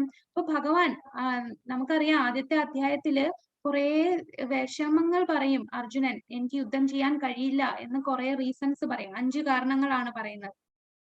അപ്പൊ ഈ കാരണങ്ങൾക്കെല്ലാം ഭഗവാൻ ഇങ്ങനെ ഉത്തരം കൊടുക്കുകയാണ്. നീ ഇങ്ങനെ ചെയ്യൂ, അത് ചെയ്യൂ, ഇങ്ങനെ നീ കർമ്മത്തിൽ ബന്ധിക്കരുത്, നീ ആരെയും കൊല്ലുന്നില്ല, നീ പാപം ചെയ്യുന്നില്ല, ആരും മരിക്കുന്നില്ല, അവരെല്ലാം ആത്മാവാണ്. അങ്ങനെ ഓരോ ഉത്തരം പറഞ്ഞു കൊടുക്കുമ്പോൾ ഇടയ്ക്ക് ഈ 6-ാമത്തെ അധ്യായത്തിൽ ധ്യാനയോഗത്തെ, യഥാർത്ഥ യോഗി എങ്ങനെയാണെന്നുള്ളത് വിസ്തരിച്ചുകൊണ്ടിരുന്നപ്പോഴാണ് അർജുനൻ പറയുന്നത്, ഭഗവാനെ, എന്റെ ഈ മനസ്സ് ചഞ്ചലമാണ്. നമുക്കറിയാല്ലേ, നമ്മളെ മനസ്സ് തന്നെ എത്ര നേരം ഒരിടത്ത് കോൺസെൻട്രേറ്റ് ചെയ്തിരിക്കാൻ പറയാം, അവിടെ ഇവിടെയും ചിന്തകൾ പലതും വരും. നിങ്ങൾ നാമം ജപിക്കുമ്പോൾ തന്നെ നമുക്കത് എക്സ്പീരിയൻസ് ചെയ്യും. നാമം ജപിച്ചുകൊണ്ടിരിക്കുമ്പോൾ മനസ്സ് അങ്ങോട്ടും ഇങ്ങോട്ടും ഒക്കെ പോയിക്കൊണ്ടിരിക്കും. പിന്നെ നമ്മൾ വീണ്ടും തിരിച്ച് നാമത്തിൽ തന്നെ ശ്രദ്ധിക്കേണ്ടിയിരിക്കും. അപ്പം അർജുനൻ തന്നെ അത് പറയുന്നുണ്ട്, ചഞ്ചലം ഹി മനഃ കൃഷ്ണ, ഭഗവാനെ, എന്റെ മനസ്സ് ചഞ്ചലമാണ്. പ്രമാദി ബലവദൃഢം, മനസ്സ് ചഞ്ചലമാണ്, പ്രക്ഷുബ്ധമാണ്, വഴങ്ങാത്തതും ബലമേറിയതുമാണ്. കൃഷ്ണ, അതിനെ നിയന്ത്രിക്കാൻ കാറ്റിനെ പിടിച്ചു നിർത്തുന്നതിനേക്കാളും പ്രയാസമുണ്ടെന്ന് എനിക്ക് തോന്നുന്നു എന്ന് അർജുനൻ പറയാ. കാറ്റിനെ വേണമെങ്കിൽ പിടിച്ചു നിർത്താം, പക്ഷേ ഈ മനസ്സെന്ന് പറഞ്ഞാൽ അത്രയും ബലമുള്ളതാണ്, വഴങ്ങാത്തതാണ്. ഒരു ആചാര്യന്മാർ പറയുന്നു, നമ്മളെ മനസ്സ് കുരങ്ങനെ പോലെയാണ്, എന്ത് കണ്ടാലും അങ്ങോട്ടും ഇങ്ങോട്ടും ചാടി എല്ലാം എടുത്ത് വായിൽ എല്ലാം കഴിക്കുന്നതായിട്ടാണ് എടുക്കുന്നത്. അപ്പൊ ഈ കുരങ്ങന്റെ പോലത്തെ മനസ്സാണ് നമ്മളുടേത്. അപ്പൊ എന്ത് ചെയ്യും കൃഷ്ണ എന്ന് അർജുനൻ ചോദിക്കുകയാണ്. ചഞ്ചലമാണ് ഈ മനസ്സ്, അപ്പോൾ അതിനെ നിയന്ത്രിക്കാൻ പറ്റില്ല, കാറ്റിനെ വേണേലും നിയന്ത്രിക്കാം. അപ്പൊ ഭഗവാൻ അതിന് ഉത്തരവായിട്ട് പറയുകയാണ്. ഭഗവാനുവാച അസംശയം മഹാബാഹോ മനോ ദുർനിഗ്രഹം ജലം അഭ്യാസേന തു കൗന്ദേയ വൈരാഗ്യേന ച ഗ്രഹ്യതേ. ഭഗവാൻ പറഞ്ഞു, മഹാബാഹുവായ കുന്തിപുത്ര, അസ്ഥിരമായ മനസ്സിനെ അടക്കുക എന്നത് തീർച്ചയായും ദുഷ്കരമാണ്. നീ പറഞ്ഞത് ശരിയാണ്, അത്രയും പാടാണ് മനസ്സിനെ നിയന്ത്രിക്കാൻ. പക്ഷേ നിനക്ക് നിയന്ത്രിക്കാൻ കഴിയും. എങ്ങനെയാണ്? എന്നാൽ യുക്തമായ പരിശീലനം കൊണ്ടും നിസ്സംഗത കൊണ്ടും അത് സാധിക്കാവുന്നതാണ്. മനസ്സിനെ കൺട്രോൾ ചെയ്യാൻ പ്രയാസമാണ്, പക്ഷേ നീ പരിശീലിക്കൂ. നിനക്ക് യുക്തമായ പരിശീലനം കൊണ്ടും നിസ്സംഗത കൊണ്ടും നിനക്കത് സാധിക്കും എന്ന് ഭഗവാൻ പറയുന്നു. എങ്ങനെയാണ് നമ്മൾ പരിശീലിക്കേണ്ടത്? നമ്മൾ എല്ലാവരും എല്ലാ ദിവസവും അത് പരിശീലിക്കുന്നുണ്ട്. എന്തായിരിക്കും? എങ്ങനെ പരിശീലിക്കും നമ്മളുടെ മനസ്സിനെ നിയന്ത്രിക്കാൻ? ഹരേ കൃഷ്ണ മന്ത്രം. ഹരേ കൃഷ്ണ മഹാമന്ത്രം. അതെ, നമ്മൾ മനസ്സിനെ നിയന്ത്രിക്കാനാണ്. നമുക്കറിയാം, നമ്മൾ മന്ത്രം ചൊല്ലുമ്പോഴും നമ്മൾ ഇങ്ങനെ ജപിച്ചുകൊണ്ടിരിക്കുമ്പോഴും മനസ്സ് പല പല കാര്യങ്ങളായിരിക്കും. നാളത്തെ കാര്യങ്ങൾ, ഓഫീസിലെ കാര്യങ്ങൾ, വീട്ടിലെ കാര്യങ്ങൾ, അതെല്ലാം മക്കളെ കാര്യങ്ങൾ, ഇതൊക്കെ ചിന്തയിൽ വരും. ഭഗവാന്റെ നാമം ജപിക്കുക എന്ന് പോലും മറന്നു പോകും. പിന്നെ ആയിരിക്കും ഓർക്കുന്നത്. അപ്പൊ നമ്മൾ എന്ത് ചെയ്യണം? മനസ്സ് അങ്ങോട്ട് പോകുമ്പം പിന്നെ നമ്മൾ തിരിച്ചു കൊണ്ടുവരണം. അങ്ങനെ തിരിച്ചു കൊണ്ടുവന്ന് നമ്മൾ പരിശീലിക്കണം. അങ്ങനെ പരിശീലിച്ചാൽ നമുക്ക് മനസ്സിനെ നിയന്ത്രിക്കാൻ കഴിയും. അത് ഭഗവാൻ തന്നെ പറയും. പ്രാപ്യ പുണ്യകൃതം ലോക ദുഷിത്വാ ശാശ്വതീ സമാഹ ശുചീനാം ശ്രീമതാം ഗേഹേ യോഗഭ്രഷ്ടോ അഭിജായതേ. അങ്ങനെ യോഗത്തിൽ പരാജിതനാകുന്നയാൾ പുണ്യം ചെയ്തവർക്കായുള്ള ഉപരിലോകങ്ങളിൽ ആനന്ദം അനുഭവിച്ചുകൊണ്ട് അസംഖ്യം സംവത്സരങ്ങൾ വാണതിനു ശേഷം നീതിനിഷ്ഠയുള്ള പുണ്യാത്മാക്കളുടെയോ ധനികരുടെയോ കുടുംബങ്ങളിൽ വീണ്ടും പിറക്കുന്നു. നമുക്കറിയാം, നമ്മൾ ഭക്തിയുത സേവനം, നിങ്ങളിപ്പോൾ ഒരു തവണ ഹരേ കൃഷ്ണ മഹാമന്ത്രം ചൊല്ലിയാൽ അത് ഒരിക്കലും നഷ്ടമാകുന്നില്ല. സ്വൽപ്പം അഭ്യസ്യ ധർമ്മസ്യ ത്രായതേ മഹതോ ഭയാത് എന്ന് ഭഗവാൻ പറയുന്നുണ്ട്. നിങ്ങൾ ചെറിയതായിട്ടെങ്കിലും ഒന്ന് അഭ്യസിക്കൂ. നമ്മൾ ചെയ്യുന്ന ഒന്നും നഷ്ടമാകുന്നില്ല. നമുക്കറിയാം, ഈ ലോകത്ത് ഞാനിപ്പോ ഒരു ജോലിക്ക് ഇന്റർവ്യൂവിന് പോവാണ്. ഇന്റർവ്യൂവിന് പോകുമ്പോൾ ഞാൻ എന്തെല്ലാം കടമ്പകൾ കടക്കണം? ആദ്യം ടെസ്റ്റ് ക്ലിയർ ആവണം. ടെസ്റ്റ് ക്ലിയർ ആയി കഴിഞ്ഞതിന് ശേഷം പിന്നെ എന്താണ്, ഗ്രൂപ്പ് ഡിസ്കഷൻ കാണും, പിന്നെ ഈ ടെക്നിക്കൽ ഇന്റർവ്യൂ കാണും, പിന്നെ HR ഇന്റർവ്യൂ കാണും. എന്തെല്ലാം കടമ്പകൾ കഴിഞ്ഞാണ് അവസാനം ഇതെല്ലാം പാസ്സായാലേ ജോലി കിട്ടും. അതേസമയം ഞാൻ ടെസ്റ്റ് ക്ലിയർ ആയി, ഞാൻ ടെക്നിക്കൽ പാസ്സായി, അവസാനത്തെ HR മാത്രം എനിക്ക് കിട്ടിയില്ല. പക്ഷെ എനിക്ക് ജോലി കിട്ടുമോ? ഇല്ല. ഭൗതിക ലോകത്തുള്ള എല്ലാ കാര്യങ്ങളും അങ്ങനെയാണ്. ഭൗതിക ലോകത്തുള്ള എല്ലാം കംപ്ലീറ്റ് ചെയ്തില്ലെങ്കിൽ നമുക്കത് കിട്ടില്ല. പക്ഷേ ഭക്തി സേവനം ഒരിക്കലും അങ്ങനെയല്ല. നമ്മൾ ചെറുതായിട്ട് എന്ത് ചെയ്താലും അത് നമ്മളുടെ കൂടെ തന്നെ ഉണ്ടാകും. അങ്ങനെ അപ്പോൾ നമ്മൾ ഈ ജന്മം തന്നെ നമുക്ക് ഈ ഭഗവത്ഗീത പഠിക്കാനും ഇത് കേൾക്കാനും നാമം ജപിക്കാനും ഒക്കെ പറ്റിയത് എന്തുകൊണ്ടാണ്? നമ്മൾ കഴിഞ്ഞ ജന്മം എന്തോ ചെയ്തു, കുറച്ച് ഭക്തി ചെയ്തു, അതിന്റെ ബാക്കിയാണ് നമുക്ക് ഇവിടെ വന്നത്. നമ്മൾ കഴിഞ്ഞ ജന്മം ചെയ്തതിന്റെ ബാക്കി നമ്മൾക്ക് ഇവിടെ കണ്ടിന്യൂ ചെയ്യാണ്. ഞാൻ ഈ ജന്മം 1% ചെയ്താൽ പേടിക്കണ്ട, അടുത്ത ജന്മം എനിക്ക് 2% തൊട്ട് തുടങ്ങാം. ഈ ജന്മം ഞാൻ 30% ചെയ്തു, ഞാൻ പരാജയപ്പെട്ടു. അപ്പൊ ഇവിടെ ഭഗവാൻ പറയാണ്, യോഗത്തിൽ പരാജിതനാകുന്നയാൾ പുണ്യം ചെയ്തവർക്കായുള്ള ഉപരിലോകങ്ങളിൽ ആനന്ദിക്കും. അപ്പൊ നമ്മൾ പുണ്യം ചെയ്യുമ്പോൾ നമ്മൾ ഉപരിലോകങ്ങളിലായ സ്വർഗലോകത്ത് ചെല്ലും. സ്വർഗലോകത്ത് ചെന്ന് കഴിഞ്ഞ് നമ്മൾ അവിടെ നമ്മളുടെ പുണ്യം തീരുമ്പോൾ വീണ്ടും നമ്മൾ തിരിച്ച് ഭൂമിയിൽ വരും. പക്ഷേ ആ ഭൂമിയിൽ വരുന്ന എങ്ങനെയായിരിക്കും? നമ്മൾ നേരത്തെ കുറച്ച് ഭക്തി ചെയ്തിട്ടുണ്ട്. ആ ഭക്തിയെ കണ്ടിന്യൂ ചെയ്യാനായിട്ട് നമ്മൾ ധനിക കുടുംബത്തിലോ അല്ലെങ്കിൽ ഒരു പുണ്യാത്മാക്കളുടെ കുടുംബത്തിലോ വന്ന് നമ്മൾ ജനിക്കും. അപ്പോൾ അസംഖ്യം സംവത്സരങ്ങൾ വാണതിനു ശേഷം നീതിനിഷ്ഠമുള്ള പുണ്യാത്മാക്കളുടെയോ ധനികരുടെയോ കുടുംബത്തിൽ വീണ്ടും പിറക്കുന്നു. എന്തിനാ ഇങ്ങനെ പിറക്കുന്നത്? അപ്പോൾ നിനക്ക് ഭക്തിയുത സേവനം ചെയ്യാൻ കൂടുതൽ അവസരം ഞാൻ തരികയാണ്. അല്ലെ, ഒരു ഭക്തന്റെ വീട്ടിൽ ജനിക്കുന്നു, കൂടുതൽ നമുക്ക് ഭക്തിയുത സേവനം ചെയ്യാൻ പറ്റും. അതുകൊണ്ട് നീ യോഗത്തിൽ പരാജയനായി എന്ന് പറഞ്ഞ് വിഷമിക്കേണ്ട ഒരാവശ്യവുമില്ല. നമുക്കത് വീണ്ടും കണ്ടിന്യൂ ചെയ്യാൻ പറ്റും. ഇനി ഇതാണ് അവസാനത്തെ ശ്ലോകം. ഭഗവാൻ പറയുന്നു, യോഗിനാമഭി സർവേഷാം മദ്ഗതേനാന്തരാത്മനാ ശ്രദ്ധാവാൻ ഭജതേ യോ മാം സമേ യുക്തതമോ മദഃ. പൂർണ്ണ വിശ്വാസത്തോടെ എപ്പോഴും എന്നിൽ തന്നെ നിലകൊള്ളുകയും എന്നെ തന്നെ ധ്യാനിച്ചുകൊണ്ട് പ്രേമപൂർവം എന്റെ ദിവ്യ സേവനത്തിൽ ഏർപ്പെടുത്തുകൊണ്ടിരിക്കുകയും ചെയ്യുന്നവനാണ് എല്ലാ യോഗികളിലും വെച്ച് അത്യുത്തമ യോഗിയും. എന്നോട് ദൃഢമായി ദൃഢതമമായി യോഗത്തിൽ ബന്ധപ്പെട്ടിരിക്കുന്നവനും. ഇതാണ് എന്റെ അഭിപ്രായം. അപ്പോൾ ഈ ധ്യാന യോഗത്തിൽ ഭഗവാൻ അഷ്ടാംഗ യോഗത്തെക്കുറിച്ചും ആ യോഗകൾ എങ്ങനെ അഭ്യസിക്കണം എന്നൊക്കെ കുറെ എക്സ്പ്ലെയിൻ ചെയ്യും. നിങ്ങൾ ഇങ്ങനെ ഇരിക്കണം, ഈ ശാന്തമായിട്ടുള്ളിടത്തിരിക്കണം, നമ്മളുടെ ശ്വാസോച്ഛ്വാസം നന്നായിട്ടിരിക്കണം, നമ്മളെ നടുവെല്ലാം നിവർത്തിയിരിക്കണം.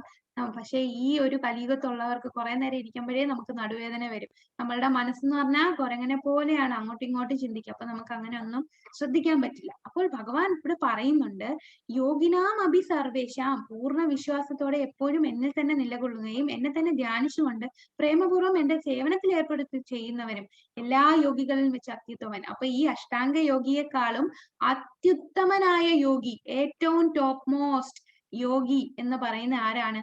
ഭഗവാന്റെ ഭക്തൻ, ഭഗവാന്റെ സേവനത്തിൽ എപ്പോഴും ഏർപ്പെട്ടിരിക്കുന്നവൻ, ഭഗവാനോടുള്ള ആ പ്രേമപൂർവം ഭഗവാനെ ധ്യാനിക്കുന്നവൻ, എപ്പോഴും ഭഗവാനോടുള്ള ആ വിശ്വാസം, പൂർണ്ണ വിശ്വാസം, അങ്ങനെ ആ വിശ്വാസത്തോടു കൂടി ഭഗവാനെ ധ്യാനിച്ച് ഭഗവാന്റെ സേവനം ചെയ്യുന്നവൻ, അങ്ങനെയുള്ളവനാണ് അത്യുത്തമനായ യോഗി. എന്നോട് ദൃഢതമായി യോഗത്തിൽ ബന്ധപ്പെട്ടിരിക്കുന്നു. ഇതാണ് എന്റെ അഭിപ്രായം എന്ന് ഭഗവാൻ ഇവിടെ പറയുന്നു. ഇനി അടുത്ത അധ്യായത്തിൽ നമ്മൾ ഭക്തിയോഗയാണ് വരുന്നത്. അപ്പൊ ആ ഭക്തിയോഗയിൽ കൂടുതൽ എങ്ങനെ ഭഗവാന്റെ ഭക്തനാകാം എന്ന് നമ്മൾ പഠിക്കും. അപ്പോൾ നമുക്ക് ഈ 4 യുഗങ്ങളുണ്ട്. 4 യുഗങ്ങൾ ഏതൊക്കെയാണ് ഒന്ന് പറയാമോ? 4 യുഗങ്ങൾ. സത്യയുഗം, ത്രേതായുഗം, ദ്വാപരയുഗം,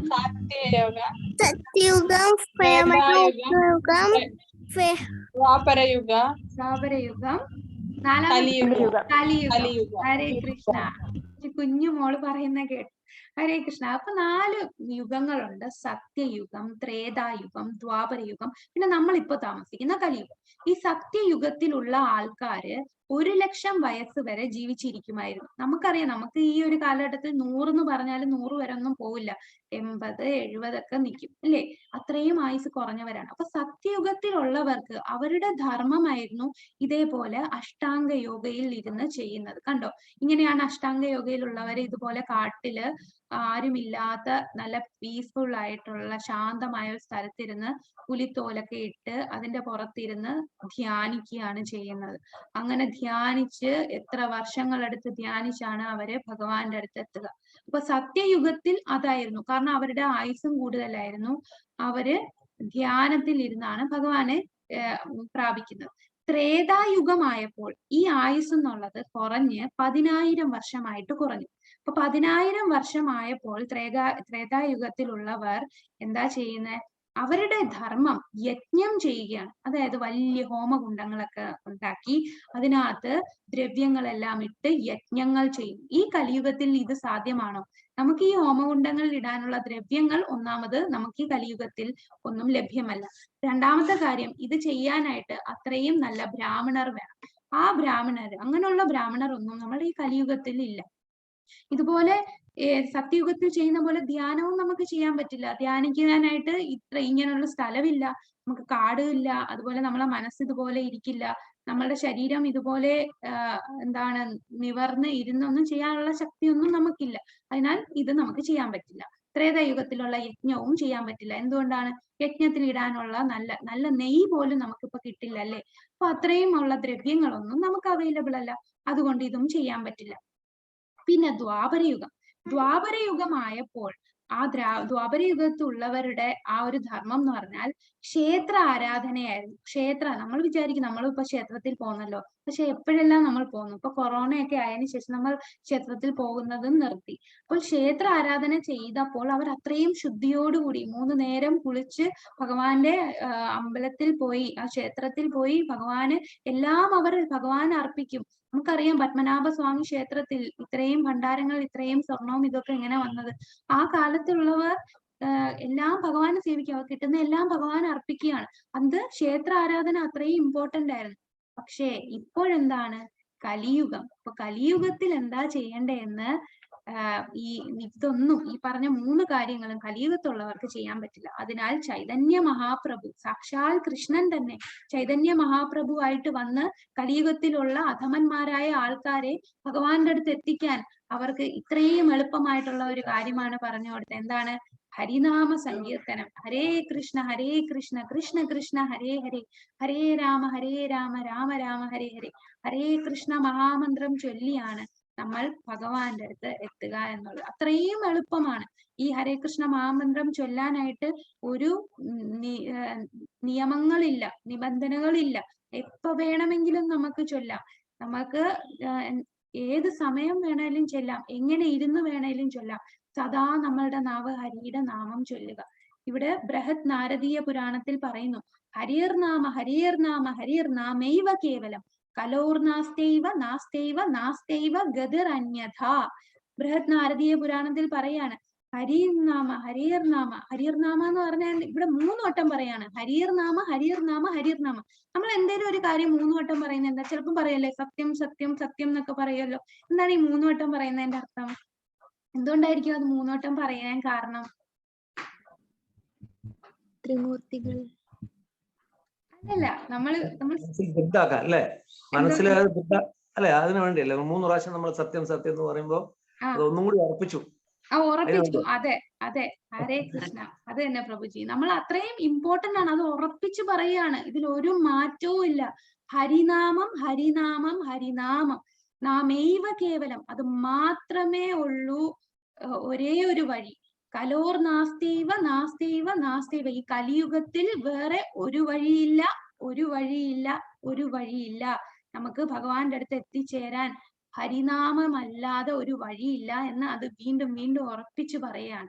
അപ്പൊ കലിയുഗത്തിൽ, നമ്മൾ ഈ കലിയുഗത്തിന്റെ ധർമ്മമാണ് ഹരേ കൃഷ്ണ മഹാമന്ത്രം ചൊല്ലുക. അപ്പൊ പലരും പല രീതി അഷ്ടാംഗ യോഗ ചെയ്യുന്നവരുണ്ട്, അതും ഭഗവാന്റെ അടുത്ത് എത്തും. പക്ഷെ അതെന്ന് പറഞ്ഞാൽ നമ്മൾ ഈ സ്റ്റെപ്പ് കയറുന്നതും ലിഫ്റ്റ് കയറുന്നതും പോലെയാണ്. നമുക്കറിയാം, ഒരു 100 നിലയുള്ള ഒരു ബിൽഡിംഗ്, ആ ബിൽഡിങ്ങിൽ ഏത് വഴി പോകുന്നതാണ് എളുപ്പം? ലിഫ്റ്റ് കയറിയാൽ നമ്മൾ പെട്ടെന്ന് എത്തും അല്ലേ, അത്ര ആയാസവുമില്ല. പക്ഷെ സ്റ്റെപ്പ് കയറുന്നത് എങ്ങനെയാണ്? കുറെ കഴിയുമ്പോൾ നമ്മൾ ക്ഷീണിക്കും, കുറച്ചു നേരം നമ്മൾ അവിടെ റെസ്റ്റ് എടുക്കും, പിന്നെ ചിലപ്പോൾ നമ്മൾ എനിക്ക് കയറാൻ വയ്യാന്ന് പറഞ്ഞ് തിരിച്ചിറങ്ങും. അപ്പം ഒത്തിരി സമയവും എടുക്കും, ഒത്തിരി കഷ്ടപ്പാടും കൂടുതലാണ്. പക്ഷെ ഏറ്റവും എളുപ്പമുള്ള ഭഗവാന്റെ അടുത്ത് എത്തിച്ചേരാൻ ഇത്രയും സിമ്പിൾ ആയിട്ടുള്ള ഒരു കാര്യം എന്താണ്? ഹരേ കൃഷ്ണ മഹാമന്ത്രം ചൊല്ലുക. വേറെ ഒന്നും ചെയ്യാനില്ല. എന്ത് എളുപ്പമാണല്ലേ? ആ നമ്മളെ നാവ് കൊണ്ട് ഹരേ കൃഷ്ണ മഹാമന്ത്രം ചൊല്ലിയാൽ മാത്രം മതി, നമുക്ക് ഭഗവാന്റെ ധാമത്തിൽ എത്താൻ കഴിയും. അതാണ് നമുക്ക് ശ്രീല പ്രഭുപാദർ ഇല്ലായിരുന്നെങ്കിൽ നമ്മളൊന്നും ഇത് അറിയില്ലായിരുന്നു. പ്രഭുപാദർ പാശ്ചാത്യ ദേശങ്ങളിൽ പോയി അവിടെ ഉള്ളവരെ എല്ലാരെയും ഇത് പറഞ്ഞു കൊടുത്തു. കാരണം എന്തുകൊണ്ട് അവിടെ പോവേണ്ടി വന്നത്? നമ്മളുടെ ബ്രിട്ടീഷ് ഭരണത്തിന് ശേഷം നമ്മളെല്ലാം ബ്രിട്ടീഷുകാരെ അല്ലെ പാശ്ചാത്യ ദേശങ്ങളെ ഇമിറ്റേറ്റ് ചെയ്യാൻ തുടങ്ങി. അപ്പൊ മനസ്സിലായി നമ്മളുള്ള നാട്ടിലുള്ളവരടുത്ത് ഇതൊന്നും പറഞ്ഞിട്ട് കാര്യമില്ല, നമ്മളെല്ലാം ഫോറിനേഴ്സിനെയാണ് ഇമിറ്റേറ്റ് ചെയ്യുന്നത്. അതുകൊണ്ടാണ് എന്താണ് പ്രഭുപാദർ വിദേശത്ത് അമേരിക്കയിൽ പോയി അവരെ ഭക്തരാക്കി. അത് കണ്ടെങ്കിലും നമ്മൾ നന്നാവട്ടെ എന്ന് വിചാരിച്ചു. അങ്ങനെ അവിടെ ഉള്ളവർ എന്തെല്ലാം പാപങ്ങൾ ചെയ്തവരാണ്. അവർക്ക് എല്ലാ ചെയ്തുകൂടാത്ത പാപങ്ങൾ, 4 നിയമങ്ങൾ ഒന്നും പാലിക്കാത്തവരായിരുന്നു. പക്ഷെ അവരൊന്നും ചെയ്തില്ല. നാമം ജപിക്കുക, പ്രഭുപാദർക്ക് സേവനം ചെയ്യുക, ഇത് മാത്രം ചെയ്ത് അവരെല്ലാം മനസ്സിലെ എല്ലാ അഴുക്കും ഇളകിപ്പോവും. അത്രയും ശക്തിയാണ് ഹരേ കൃഷ്ണ മഹാമന്ത്രത്തിന്. ഇതെല്ലാ ശാസ്ത്രങ്ങളും അംഗീകരിച്ചതാണ്. ശ്രീമദ് ഭാഗവതത്തിൽ പറയുന്നു. ശ്രീമദ് ഭാഗവതത്തിൽ ഒത്തിരി സ്ഥലങ്ങളിൽ പറയുന്നുണ്ട്. ബൃഹത് നാരദീയ പുരാണത്തിൽ പറയുന്ന ഒത്തിരി പുരാണങ്ങളും ഒത്തിരി ശാസ്ത്രങ്ങളും ഇത് ഊന്നി പറയുന്നുണ്ട്. ഹരേ കൃഷ്ണ മഹാമന്ത്രമാണ് നമുക്ക് ഈ കലിയുഗത്തിൽ ആകെയുള്ള വഴി. ഇതാരാണ് തന്നത്? ചൈതന്യ മഹാപ്രഭു. ചൈതന്യ മഹാപ്രഭു എന്ന് പറയുന്നത് ആരാണ് ചൈതന്യ മഹാപ്രഭു? ചൈതന്യ മഹാപ്രഭു ആരാണ്? ഭഗവാൻ കൃഷ്ണൻ തന്നെയാണ്. സർവദിവ്യോത്തമ പുരുഷനായ ഭഗവാൻ കൃഷ്ണൻ സ്വയം വന്നു ചൈതന്യ മഹാപ്രഭുവായിട്ട്. കാരണം ഈ ഒരു ലോകം മാറി തുടങ്ങി. അങ്ങനെ അദ്വൈതാചാര്യർ വന്നിട്ട് പറഞ്ഞു, ഈ ലോകത്ത് ആരും നാമം ജപിക്കുന്നില്ല, അങ്ങ് വന്നാലേ ഇവിടെ ശരിയാകൂ. അങ്ങനെ പ്രാർത്ഥിച്ച് ധ്യാനിച്ചാണ് ചൈതന്യ മഹാപ്രഭു 5034 വർഷമായി, ആ വർഷങ്ങൾക്ക് മുമ്പ് വന്ന് ഹരിനാമം പ്രചരിപ്പിച്ചു. ഹരേ കൃഷ്ണ മഹാമന്ത്രം എല്ലാ ദിവസവും 108 തവണയെങ്കിലും നമ്മൾ ചെല്ലണം. അത് മിനിമം ആണ് 108. ശരിക്കും 16 മാലയാണ് പറയുന്നത്. പക്ഷെ തുടക്കക്കാര് 108 തവണ മന്ത്രം ചൊല്ലിയാൽ മതി. അപ്പൊ ഇത് ചൊല്ലുന്നതിന് മുമ്പ് നമ്മൾ ആദ്യം പഞ്ചതത്വ മന്ത്രം ചൊല്ലേണ്ടതുണ്ട്. ജയ ശ്രീകൃഷ്ണ ചൈതന്യ പ്രഭു നിത്യാനന്ദ ശ്രീ അദ്വൈത ഗദാധര ശ്രീവാസാദി ഗൗരഭക്ത വൃന്ദ. ഇതാണ് നമ്മളുടെ പഞ്ചതത്വ മന്ത്രം. ഈ പഞ്ചതത്വ മന്ത്രം ഇത് മാതാജി പറഞ്ഞു തന്നിട്ടുണ്ടായിരുന്നോ? അറിയായിരുന്നു, മാതാജി പറഞ്ഞിട്ടില്ലേ? പറഞ്ഞിട്ടില്ല. ഓക്കെ, ഞാൻ ഒന്ന് പറയാം. അപ്പൊ പഞ്ചതത്വം എന്ന് പറഞ്ഞാൽ ഇതാരാണ്? നടുക്ക് നിൽക്കുന്ന നമ്മളുടെ ചൈതന്യ മഹാപ്രഭുവാണ്. കൃഷ്ണൻ വരുമ്പോ ആരൊക്കെ കാണും? കൂടെ ബലരാമനും കൂട്ടുകാരും ഒക്കെ വരില്ലേ? അതുപോലെ ചൈതന്യ മഹാപ്രഭു വന്നപ്പോഴും കൂടെയുള്ള പഞ്ചതത്വം, ഈ കൂടെയുള്ള 4 പേര് ആരൊക്കെയാന്ന് നോക്കാം. ശ്രീകൃഷ്ണ ചൈതന്യ പ്രഭു എന്ന് പറയുന്ന ഈ നടുക്ക് നിൽക്കുന്നതാണ് ചൈതന്യ പ്രഭു, നമ്മളുടെ സാക്ഷാൽ കൃഷ്ണൻ തന്നെയാണ്. നിത്യാനന്ദൻ എന്ന് പറയുന്നത് ഈ നീല ഡ്രസ് ഇട്ടേക്കുന്ന നിത്യാനന്ദ പ്രഭു ആരാണ്? നമ്മുടെ ബലരാമനാണ്. ബലരാമൻ നിത്യാനന്ദ പ്രഭുവായിട്ടാണ് കലിയുഗത്തിൽ അവതരിച്ചത്. ശ്രീ അദ്വൈതാചാര്യരാണ് ഈ അറ്റത്തിരിക്കുന്ന ഈ വെള്ള വസ്ത്രം ധരിച്ചതാണ് അദ്വൈതാചാര്യർ. അദ്വൈതാചാര്യർ എന്ന് പറഞ്ഞാൽ സദാശിവന്റെയും മഹാവിഷ്ണുവിന്റെയും കൂടെ ചേർന്നതാണ് അദ്വൈതാചാര്യർ. ഈ അദ്വൈതാചാര്യർ പ്രാർത്ഥിച്ചത് കൊണ്ടാണ് ചൈതന്യ മഹാപ്രഭു ഇവിടെ അവതരിച്ചത്. കലിയുഗത്തുള്ളവർക്കൊന്നും നാമം ജപിക്കുന്നില്ല, ഭഗവാന്റെ അടുത്ത് എത്തുന്നില്ല, അവരെല്ലാം അധർമ്മം ചെയ്തുകൊണ്ടിരിക്കുകയാണ്. ഭഗവാൻ തന്നെ സ്വയം വരണമെന്ന് പ്രാർത്ഥിച്ചാണ് ചൈതന്യ മഹാപ്രഭു വന്നത്. പിന്നെ ഗദാധര പണ്ഡിറ്റ് എന്ന് പറയുന്നത് നമ്മളുടെ രാധാറാണിയാണ്. രാധാറാണി ഗദാധര പണ്ഡിത്തായിട്ട് വന്നു. പിന്നെ ശ്രീവാസ് താക്കൂർ, ശ്രീവാസ് എന്ന് പറയുന്ന നാരദ മുനിയാണ്. അപ്പോ ഇത് ചൈതന്യ മഹാപ്രഭു കൃഷ്ണൻ, നീല ഡ്രസ്സിട്ട നിത്യാനന്ദൻ എന്ന് പറയുന്നത് ബലരാമൻ, അദ്വൈതാചാര്യർ എന്ന് പറയുന്നത് സദാശിവനും മഹാവിഷ്ണുവും കൂടി ചേർന്നത്. പിന്നെ നമ്മളുടെ ഗദാധര പണ്ഡിറ്റ് എന്ന് പറയുന്ന ശ്രീമതി രാധാറാണി, ശ്രീവാസ് താക്കൂർ എന്ന് പറയുന്നത് നമ്മളുടെ നാരദമുനി. ഇവര് 5 പേരാണ് പഞ്ചതത്വം. ഈ പഞ്ചതത്വ മന്ത്രം ചൊല്ലിയിട്ടാണ് നമ്മൾ ഹരേ കൃഷ്ണ മഹാമന്ത്രം ചൊല്ലേണ്ടത്. ആദ്യം നമ്മൾ പഞ്ചതത്വ മന്ത്രം ചൊല്ലുക. ജയ ശ്രീകൃഷ്ണ ചൈതന്യ പ്രഭു നിത്യാനന്ദ ശ്രീ അദ്വൈത ഗദാധര ശ്രീവാസാദി ഗൗരഭക്ത വൃന്ദ. അതിനുശേഷം ഹരേ കൃഷ്ണ കൃഷ്ണ കൃഷ്ണ ഹരേ ഹരേ ഹരേ രാമ രാമ രാമ ഹരേ ഹരേ. അങ്ങനെ നമ്മൾ ജപമാലയിൽ ചൊല്ലുക ഹരേ കൃഷ്ണ. അങ്ങനെ ഹരേ കൃഷ്ണ മഹാമന്ത്രം ചൊല്ലാൻ ഒരു റൂൾസും റെഗുലേഷൻ ഇല്ല. നിങ്ങൾക്ക് എപ്പോ വേണേലും ചൊല്ലാം. കുളിച്ചതിന് ശേഷമോ കുളിക്കുന്നതിന് മുമ്പ് വേണേലും ചൊല്ലാം. നോൺ വെജ് കഴിക്കുന്നവരാണ്, അതുകൊണ്ട് ചൊല്ലിക്കൂടാ, അങ്ങനെ ഒന്നുമില്ല. ആർക്ക് വേണമെങ്കിലും നമ്മൾ ചൊല്ലാം. നമ്മൾ ചൊല്ലുമ്പോൾ കുറച്ച് ഉറക്കെ ചൊല്ലുക. അല്ലാതെ മനസ്സിൽ മാത്രം ചൊല്ലിയാൽ എന്താ, ഒന്നെങ്കിൽ ഉറക്കം വരും, അല്ലെങ്കിൽ നമ്മളത് ശ്രദ്ധിക്കത്തില്ല. അപ്പൊ ഉറക്കെ ചൊല്ലുമ്പോൾ നമുക്ക് അത് കേൾക്കും. നമ്മൾ ശ്രവിക്കണം, ഭഗവാന്റെ നാമം ചെവി കൊണ്ട് ശ്രവിക്കണം. അപ്പൊ അത് ശ്രദ്ധിക്കണം. അതുപോലെ നമ്മളുടെ അടുത്തുള്ള ഓരോ പ്രാണികൾക്കും ആ ഒരു സൗണ്ട് വൈബ്രേഷൻ കൊണ്ട് അവർക്കും അത് മുക്തി നേടാൻ സഹായിക്കും. ഏത് ഡയറക്ഷൻ വേണമെങ്കിലും ഇരിക്കാം. ഒറ്റയ്ക്കിരുന്ന് നാമം ജപിക്കാം, കൂട്ടമായിട്ട് ഫാമിലി എല്ലാവരുമായിട്ട് ഇരുന്ന് നാമം ജപിക്കാം. നമുക്ക് നാമം ജപിക്കുന്നതിന് രാവിലെ ജപിക്കണം, രാത്രി ജപിക്കണം, അങ്ങനെ ഒന്നുമില്ല. ഏറ്റവും ഉത്തമം നമ്മൾ ബ്രഹ്മമുഹൂർത്തത്തിൽ ജപിക്കുന്നതാണ് ഏറ്റവും ഉത്തമം. എന്നാൽ അത് എപ്പോ വേണേലും നമുക്ക് നാമം ജപിക്കുക. അപ്പൊ നാമം ജപിക്കുമ്പോ ഈ നടുക്കത്തെയാണ് കൃഷ്ണ ബീഡ് എന്ന് പറയും. ഇതിലാണ് നമ്മൾ പഞ്ചതത്വ മന്ത്രം ചൊല്ലേണ്ടത്. ഈ ബീഡില്, ഈ മുത്തില് നമ്മൾ ഹരേ കൃഷ്ണ മഹാമന്ത്രം ചൊല്ലില്ല. ബാക്കി എല്ലാ മുത്തിലുമാണ് ഹരേ കൃഷ്ണ മഹാമന്ത്രം ചൊല്ലുന്നത്. പിന്നെ ഹരേ കൃഷ്ണ മഹാമന്ത്രം ചൊല്ലിക്കൊണ്ട് പുസ്തകം വായിക്കാൻ പാടില്ല. കാരണം നമുക്ക് കോൺസെൻട്രേഷൻ കിട്ടില്ല. നാമം ജപിക്കുമ്പോൾ നാമം ജപിക്കുക മാത്രം ചെയ്യുക, വേറൊന്നും ചെയ്യരുത്. കാരണം നമ്മളെ മനസ്സ് നമുക്കറിയാല്ലേ, അർജുനൻ തന്നെ പറഞ്ഞു ചഞ്ചലം ഹി മന കൃഷ്ണ. അപ്പൊ ആ മനസ്സിനെ നമ്മൾ ഭഗവാൻ പറഞ്ഞ പോലെ അഭ്യാസേന തു കൗന്ദേയ നമ്മൾ പ്രാക്ടീസ് ചെയ്യണം. മനസ്സിൽ തിരിച്ചു കൊണ്ടുവന്ന് ഭഗവാന്റെ നാമം ചെവി കൊണ്ട് കേൾക്കണം. പിന്നെ സങ്കീർത്തനം, പാട്ടായിട്ട് നമുക്ക് ഹരേ കൃഷ്ണ മഹാമന്ത്രം ചൊല്ലാം. കണ്ടോ, ഇവരെല്ലാം എന്ത് സന്തോഷമായിട്ടാണ് ഇരിക്കുന്നത് സങ്കീർത്തനം ചെയ്ത്. ഇവരൊന്നും ജോലി ഇല്ലാത്തവരൊന്നും ഇല്ല, ഹൈ പോസ്റ്റിലൊക്കെ ഇരുന്ന ആൾക്കാരാണ്. അവർക്ക് യഥാർത്ഥ സന്തോഷം ഇതാണെന്ന് മനസ്സിലാക്കി ഹരേ കൃഷ്ണ മഹാമന്ത്രം ചൊല്ലുക മാത്രമേ ഈ യുഗത്തിൽ ഒരു വഴിയുള്ളൂ. പിന്നെ നൃത്തം വെക്കാം. നമ്മൾ നൃത്തം വെക്കുമ്പോൾ ഉപരി ലോകത്തിലുള്ളവർക്കും താഴെയുള്ള ലോകത്തിലുള്ളവർക്കും എല്ലാം ഗുണം ചെയ്യുന്നതാണ്. ഹരേ കൃഷ്ണ. അപ്പൊ എല്ലാരും ഹരേ കൃഷ്ണ മഹാമന്ത്രം 3 വട്ടം ചൊല്ലുക. ഹരേ കൃഷ്ണ ഹരേ കൃഷ്ണ ഹരേ കൃഷ്ണ. എല്ലാരും അൺമ്യൂട്ട് ചെയ്ത് ചൊല്ലിക്കോളൂ. ഹരേ കൃഷ്ണ ഹരേ കൃഷ്ണ ഹരേ കൃഷ്ണ കൃഷ്ണ ഹരേ രാമ ഹരേ